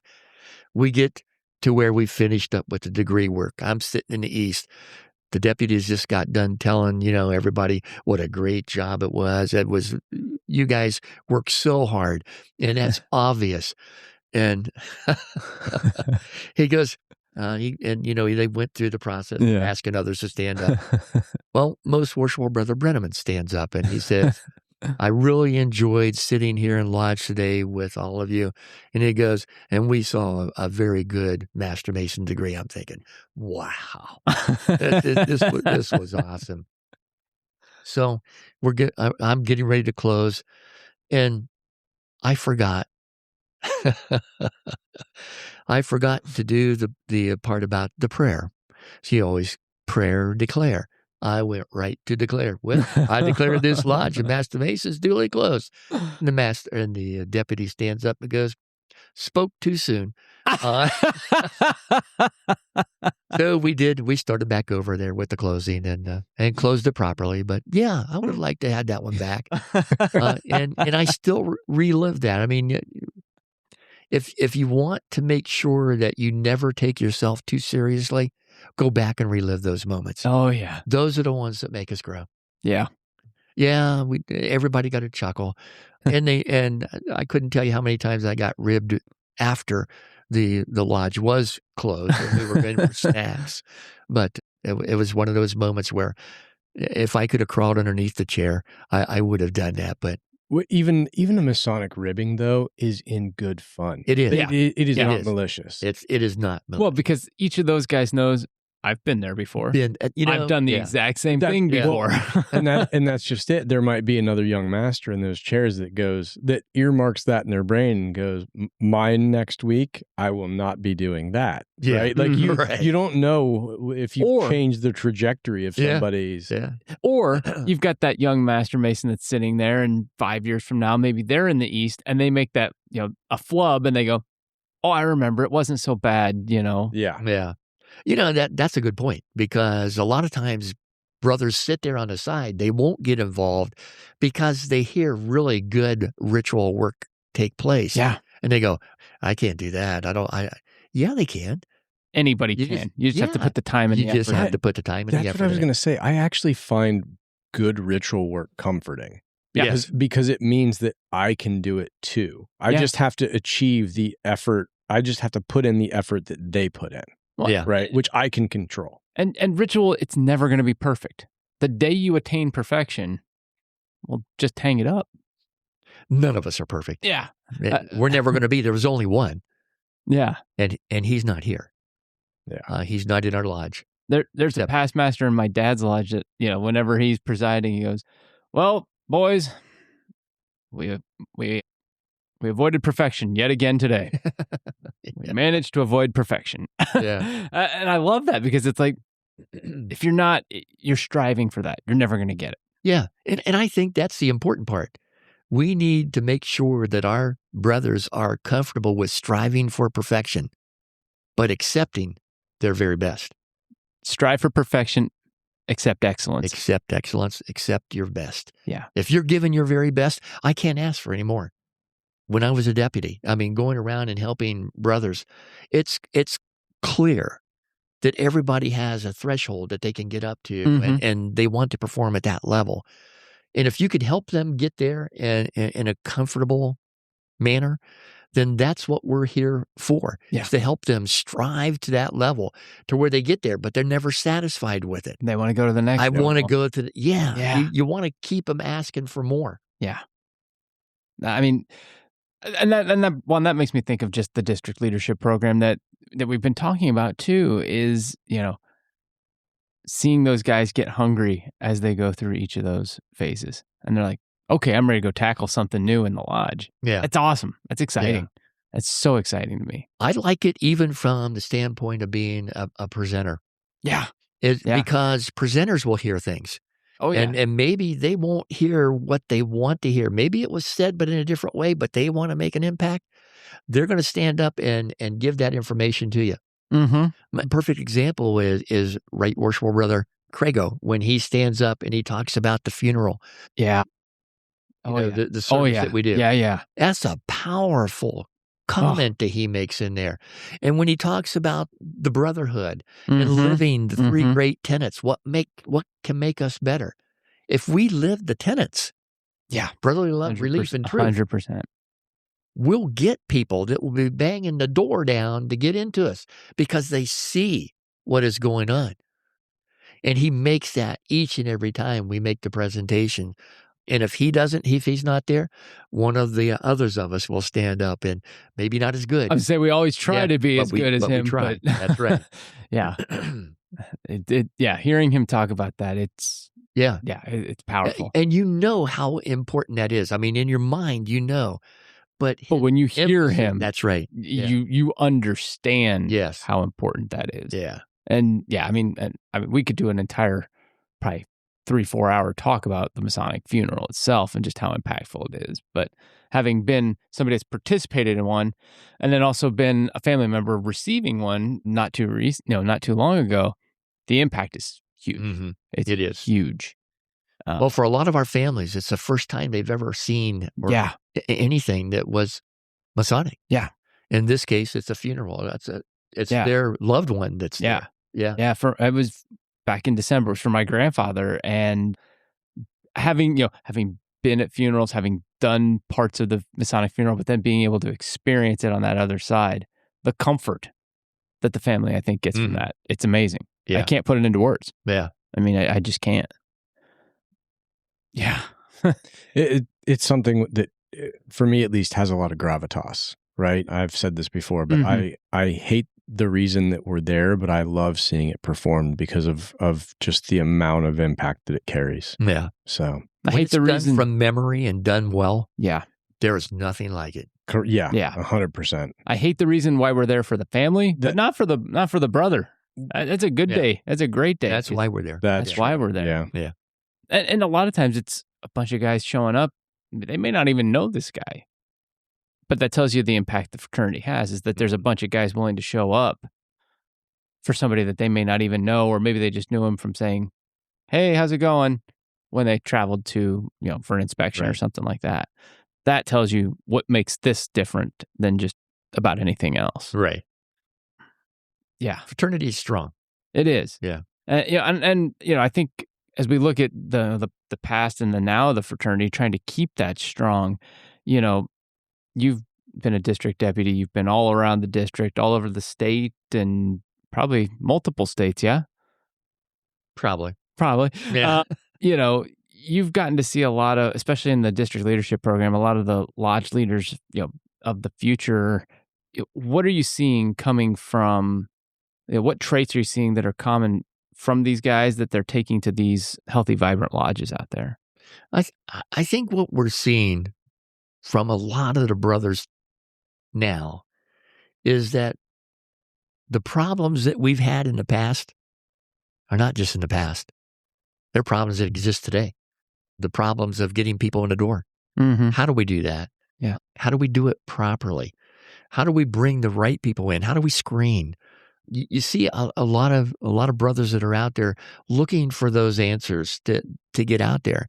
Look at some of the lodges that we have within this district that are doing well from a standpoint of bringing entered apprentices in and then working all the way through to Master Masons. Mm-hmm. A lot of it has to do with where they are. Okay, the environment where they are, the location where they are. But then I ask you to take a look at this. Take a look at Plainfield. Plainfield is out in the middle of the sticks. Mm-hmm. And it's a great lodge. I like that lodge. I love that place. I love that lodge. That lodge, I had it as a deputy my first year. And the second year I had to trade it with someone who was coming in. And I wanted to argue to keep it, but I just couldn't. Yeah. I did what I was asked to do at the time. But take a look at them. What are they doing? They're involved in the community. Mm-hmm. They're doing things all the time. Yeah. Their brethren are coming from the community, not the big city. Yeah. They're coming from fields and farms that are out there. They're good people. Yeah. You look at what they do before and after lodge. They sit around and talk with each other. They fellowship. They get that connection built in there. They have fun. The lodges that are being successful are having a good time. Yeah. There's nothing says that we can't have a good time in Masonry. We need to know when to put the game face on. Mm-hmm. But we've got to bring guys to the table and allow them to let their hair down. I can't, but allow them to let their hair down so that they can get to know each other better. Have a good time. Have something to eat before. Yeah. It doesn't have to be a 5-course meal. It could be a hot dog and some chips, and you get a chance to sit down and talk. Yeah. Then you go in, and you open lodge, and you're not talking about the same things all the time.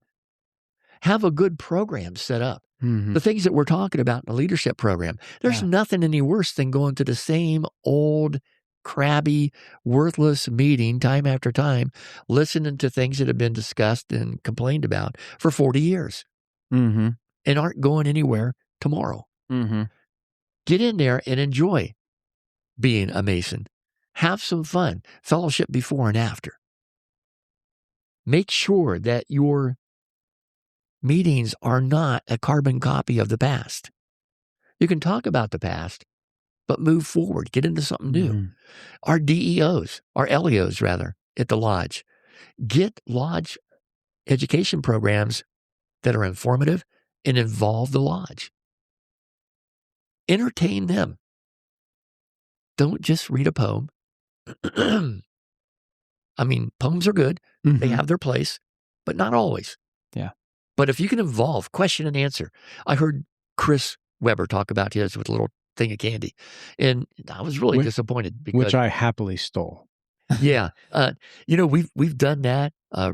Roger Salt, Worshipful Brother Roger Salt, kind of started that with when he would make a presentation. Yeah. He'd read a little bit of the code book, Yeah. and then he'd ask a series of questions, and it got everybody involved. Mhm. It's those kind of things that take that little extra step.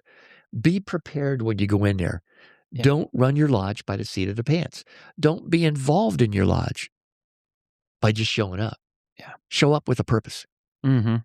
Try to help make it better. Volunteer for things that are going on. Suggest things. If you're not doing anything from the standpoint of having fun, suggest something. It might be off the wall, something can't happen, but you'll get guys thinking. Mhm. What are we seeing in the leadership program? We're seeing guys get together from different lodges because we mix you up and we let you think together. And they get to see different things that are going on, different ways people are thinking, Mhm. all for the same purpose in mind to solve a problem. Yeah. But with a little bit different approach. Again, it's great to have different ideas. It's how we bring them together to find common ground. Mhm. Yeah, no, I mean, I couldn't agree more. I think that's exactly what the future has to hold for this fraternity to continue to succeed. I think that we have a good future in front of us.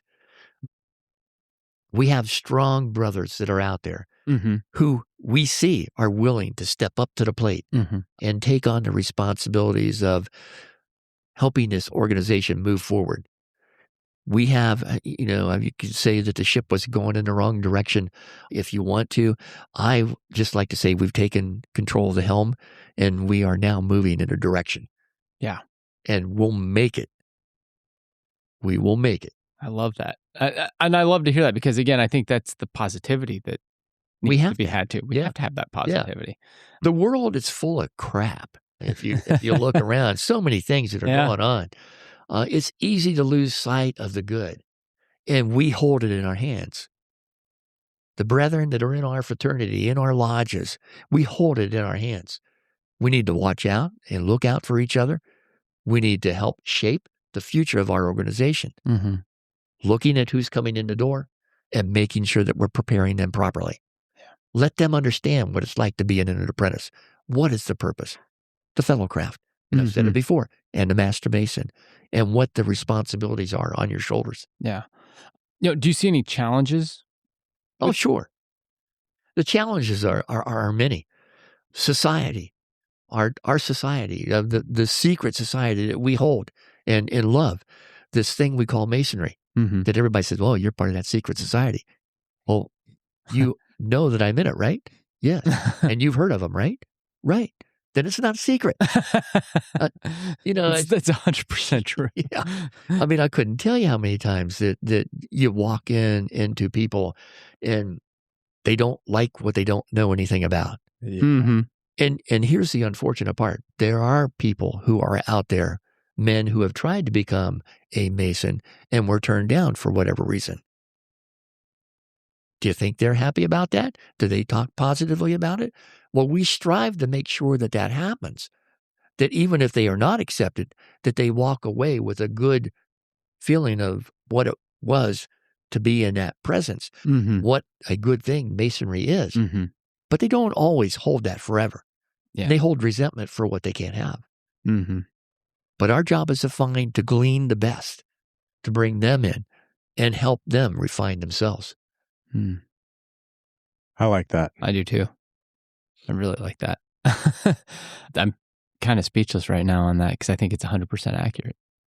Just making good men better. Making good men better. I mean, it's a phrase we use all the time. But let me ask you this. What made you become a Mason? What was it?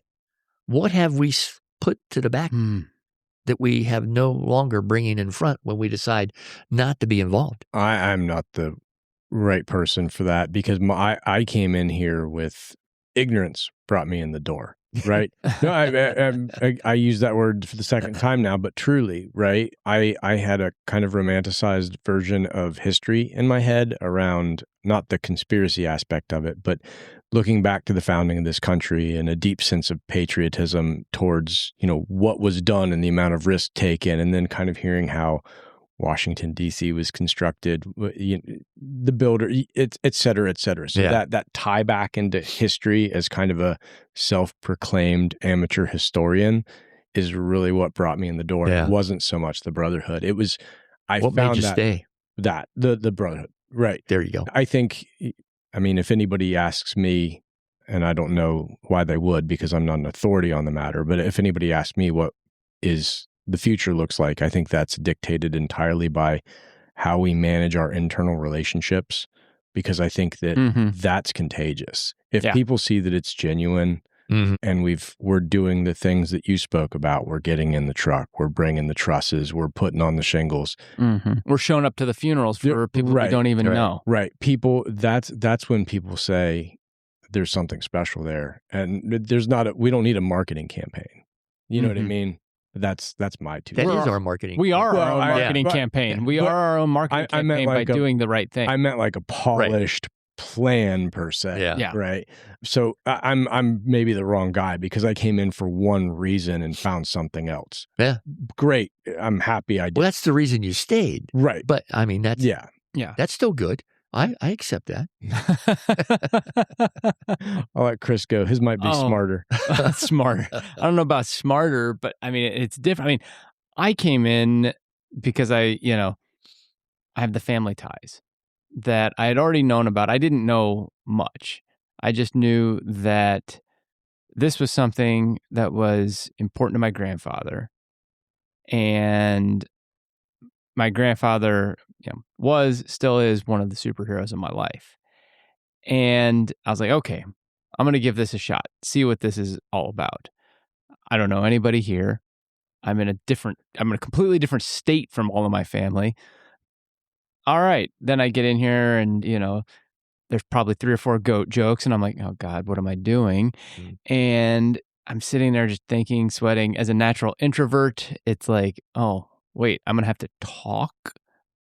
Oh, I didn't know that was coming. And for me, I came in the door just because of family. I stayed because of the people and then the confidence that it gave. I would not be where I'm at today without Masonry. I would not be sitting in front of this microphone today if it wasn't for Masonry. I would never have had the confidence to do something like that. And now being able to give that back and give that to other guys, that is why I continue. So. I think that's a great way to be. I think smarter. You're not supposed to go there. I think that each and every one of us lives a path that is important to us. You stayed because of what you saw when you got in here. Maybe it wasn't the glittering light that you thought it when you first came in. That wasn't the reason. You had alternative pieces that were in there that you saw the opportunity to become a little bit better as you got in, both of you. So it's that blending of there's some commonalities in there. Yeah. They're not so totally far. Maybe what we need to look at is making that first impression when you become that EA more impressive upon that person, which accomplished the task that was important to both of you. Yeah. That it made it something that you didn't want to walk away from. You wanted to get more involved. You wanted to learn more. And I think that's where our LEOs and our master craftsmen can get in and help share that information at a much higher level. Mm-hmm. We need to be more uniform in that process, making sure that Masons understand what Masons are. I accepted the opportunity to be a deputy because I wanted to learn more about what the lodge was like. And I wanted to look at the governing portion of it. Not that as a deputy you are, because as a deputy, you're there to help. Mm-hmm. You're not there to go in and cause hate and discontent. Your job is to go in and help them do their job and to make sure they're in compliance with the code. That's your job. Mm-hmm. So when we don't go in, and for example, I come into your lodge and all of a sudden you sit back and erect and start sweating, it's not enjoyable for you or me. It's enjoyable if we're relaxed, if we shake hands, we look each other square in the eye, and you can tell a lot about who you're communicating with simply by the way they look you in the eyes. Mm-hmm. And you know when they're telling you the truth most of the time. If they tell you right before inspection, they're not nervous. Yeah. Yeah. It's not truthful. Everybody's nervous. We've all been through that. Mm-hmm. If you're telling me that you're not nervous when you get up in front of people to speak, I don't believe that. I've spoke to individuals, one or two. I've spoke to several thousand at a time. Mm-hmm. You're nervous each and every time. Yeah. Because you want to do a good job. What are my opening comments going to be? Geez, I forgot my paper. I'm going to have to go in and write it down on a napkin. So you walk up here and you got kind of little notes that just kind of get you through for a moment. But once you're on, you're on. Once you get over that initial uncomfortable position, you're able to run. Mm-hmm. Highway Patrol helped me. Homeland Security helped me. This fraternity, Masonry, has really helped me. I enjoy getting up and helping others and talking. I don't have to walk in like I did as a instructor at the academy and want to make you sweat just a little bit to keep your attention. Don't have to do that.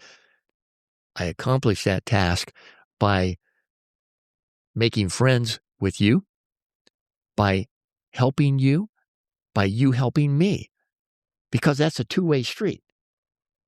If I can't establish a good rapport with you, there's no way that I can help you. If I can establish that two-way street, if we allow that to happen, which I hope Masonry is the bridge that allows that to happen with each and every one of us, then we're going to be successful. For the most part, that's going to take place. There are brothers who are disgruntled with the system. There are brothers who appreciate the system. It's okay to have two sides. Mm-hmm. It's okay to voice those concerns, because in voicing those concerns, we get a little bit better because we start finding the commonalities. We're not always at odds. There's things that we agree on.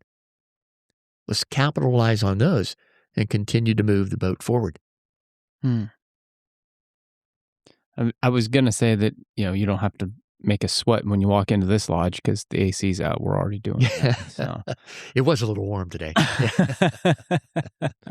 But there's a roof. There is a roof now. There is a roof. We won't get rained on. Well, we hope. Yeah, we hope. Thinking about, all the presenting you've done with the 19th District, if you could talk to everyone here in the 19th District for 5 minutes, no interruptions, what would you want everyone to hear? I would want them to appreciate what it is that they have. This fraternity is second to none. It's a great, great group of men who have like interests, but also have interests that maybe you don't know anything about. The more you get to know them, the more solid foundation you have when you come together and you are working for a particular purpose, the more commitment that you have to each other.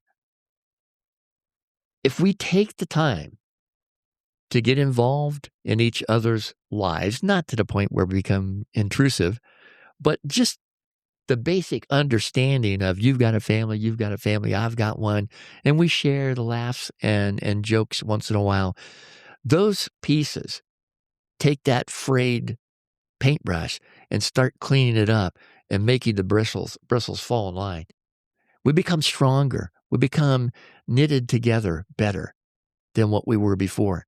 If we're socializing and we're having a good time, if we're all working towards a common goal and purpose, how much better can it get? We recognize that there are weak links. We recognize that there are bad things happening.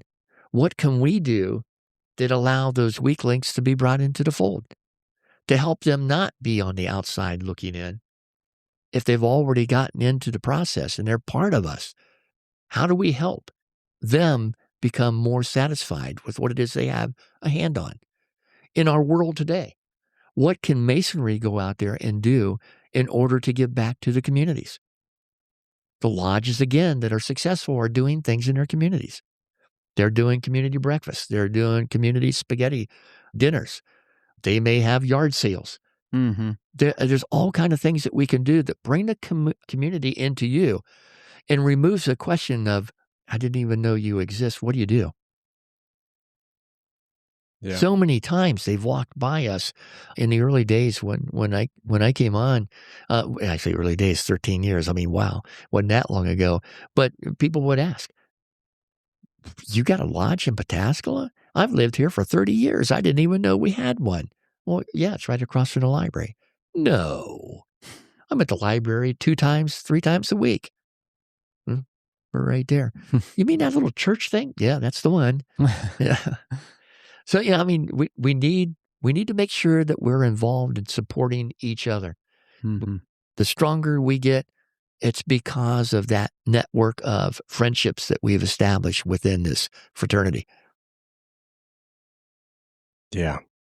I couldn't agree more. Mm-hmm. That's very well said. Yeah. Well, I know as we've been through about everything at this point, but I know we have a couple of questions. The lightning round? Yeah, it's the lightning round, the bonus round. We have a couple of questions we always love to ask as we get towards the end here. And these are the fun ones, I think, too. So I can ask the first one is, with the Masonic ring, is it points in or is it points out, and why? For me, it's the points in, because it reminds me when I look down that that's what I am. I don't think there is a right answer. I think that for everyone who wears his ring, Masonic ring, that ring entitles him to make that decision. There's nothing in the code that says you have to wear it one way or the other. And I appreciate that. Yeah. No, I agree with that. That's the right answer. Yes, that is the correct answer to this one. Yeah, okay. I'm the same way. It reminds me that I've got obligations, right? Exactly. I know that sounds silly, but it reminds you of who you are. Yeah. So I agree. It's a reminder to me, to nobody else. Yeah. All right. Not necessarily the most favorite, but what working tool do you think is the most important? Now that is a tough one. For me, I think it would be the trowel. And the trowel is the culmination of all the tools, if you will, because when we receive that information in our degree, we're taught that it's the cement that binds us. Now, is that your favorite? Is it my favorite? Yeah, I would say it is. Okay. I already know yours, and you know mine too. Yeah. So we've hashed those out. I'm the 24-inch gauge. Yeah, I can see that. Common gavel all the way. Yeah. Too many rough edges to speak of. I'm constantly working on those. What's your favorite lecture? I like the Entered Apprentice lecture. It's the one where you sit. I mean, all the lectures are designed to be given as a conversation with the candidate. Mm-hmm. But in in the Entered Apprentice lecture, you're walking them down a path which sets the foundation for what they're walking into. You've walked them through the first piece of what it was they went through at the beginning, and then you share more information as it moves on as to what the purposes were. Yeah. I like that too. I mean, I love the fellowcraft. I think that's probably my favorite. But I like them all. I would say I like them all. Yeah. Yeah. But there's no wrong answer. So there's no wrong answer. Absolutely no wrong answer on that. I'm going to say I'm going to walk out of here with a D. No wrong answers on that. I don't think either of us are fit to grade anybody. Yeah, no. Yeah, I'm surely not me. I'm just the PE guy. So, well, again, I can't thank you enough, Right Worshipful Brother Goldstein, for joining us here today. Boy, what a fountain of knowledge, and what an amazing conversation we got to have. Yeah. It's truly been my pleasure. Incredible career, incredible journey within the craft. So thank you. And just the continuation of the journey too. I mean, just everything you're continuing to do has just been fantastic. I know both myself and Matt are looking, as well as probably the rest of the district, are looking forward to phase 4 coming out here shortly too. Yes, so am I. Just knowing a little bit about what's coming with that, I think that's going to be a fantastic opportunity for folks to delve a little bit deeper into some things that they might not be 100% on, which I think is great. I think that's a very true statement. We're going to find out that we don't know maybe as much as we think we should, or that we do. But it has been my pleasure to sit down here and talk with you guys, and I can't thank you enough for asking me on here. I've had people ask me to stand in front of a firing line a couple times, but nobody asked me to actually talk to them. So, well, no, we're appreciative of it. I think we've benefited, and I know that everyone listening is going to be benefiting from all of the wisdom dropped today. Well, if nothing else, I'll at least have a good sense of humor at the end. I can't believe how dumb he really is. Oh, well, again, thank you so much, and we're just grateful. Thank you.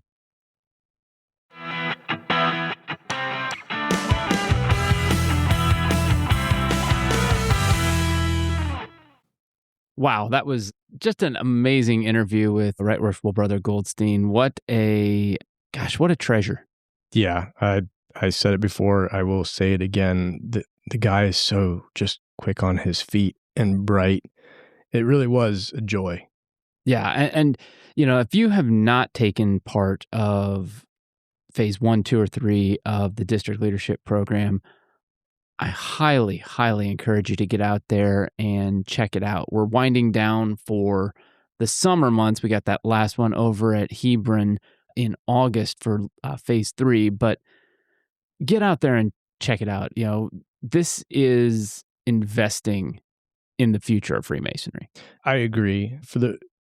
Everybody out there loves this fraternity, at least within the brethren, or I would like to hope that they do. I would hope so. And having now taken phases 1 and 3, was unfortunately unable to make 2. Yeah. I can say that it added a lot of tools to the toolbox. Yeah. It made me think about the time horizon of how to get things done in a very different way. Yeah, absolutely. And I think all of this is very useful to take back to your lodge, and we've all got room for improvement. Absolutely. The day we say that we're perfect and we've achieved perfection is the day that we're, I guess, either done or you call yourself a liar, because I don't think it's possible. Yeah, it's one of those two. Yeah. But again, just a huge thank you to Right Worshipful Brother Goldstein for coming down and spending some time with us. So before we go, again, remember, our next episode is going to be the season finale of season 1. Don't worry, we're not going anywhere. We're going to have season 2 starting up in September, but we're going to really be celebrating season 1 and the culmination of that season next month. Look for that. It's actually going to drop August 31st, so the very, very last day of the month. Be ready for it. We're super excited to bring that to you. But until that time, this is going to do it here for us at Beyond the Door. We really hope you enjoyed this episode, and we look forward to connecting with you each and every month. Please help us grow our audience by subscribing to us on your podcatcher of choice, as well as sharing this podcast with your brothers, friends, and family. Did you enjoy this episode? Please leave us your feedback on your podcatcher of choice. Again, we only want those good reviews, right? You're slowly convincing me that that's what we want. Right? I'm trying. Enough times that I'm going to parrot it, right? But I also, in seriousness, I think that constructive criticism is also welcome because we want to bring you what you need, right? Absolutely. What interests you, what would be beneficial for you for purposes of lodge education, where can we dig in to help the craft? So listen, positive is appreciated. Absolutely. Right? But as is that constructive criticism. Do you want to get in touch with us? Newark 97 is on Facebook, Instagram, and Twitter. You can also reach us via email at newark.97.lodge@gmail.com. Until next time, stay safe, and as always, search for light in Masonry.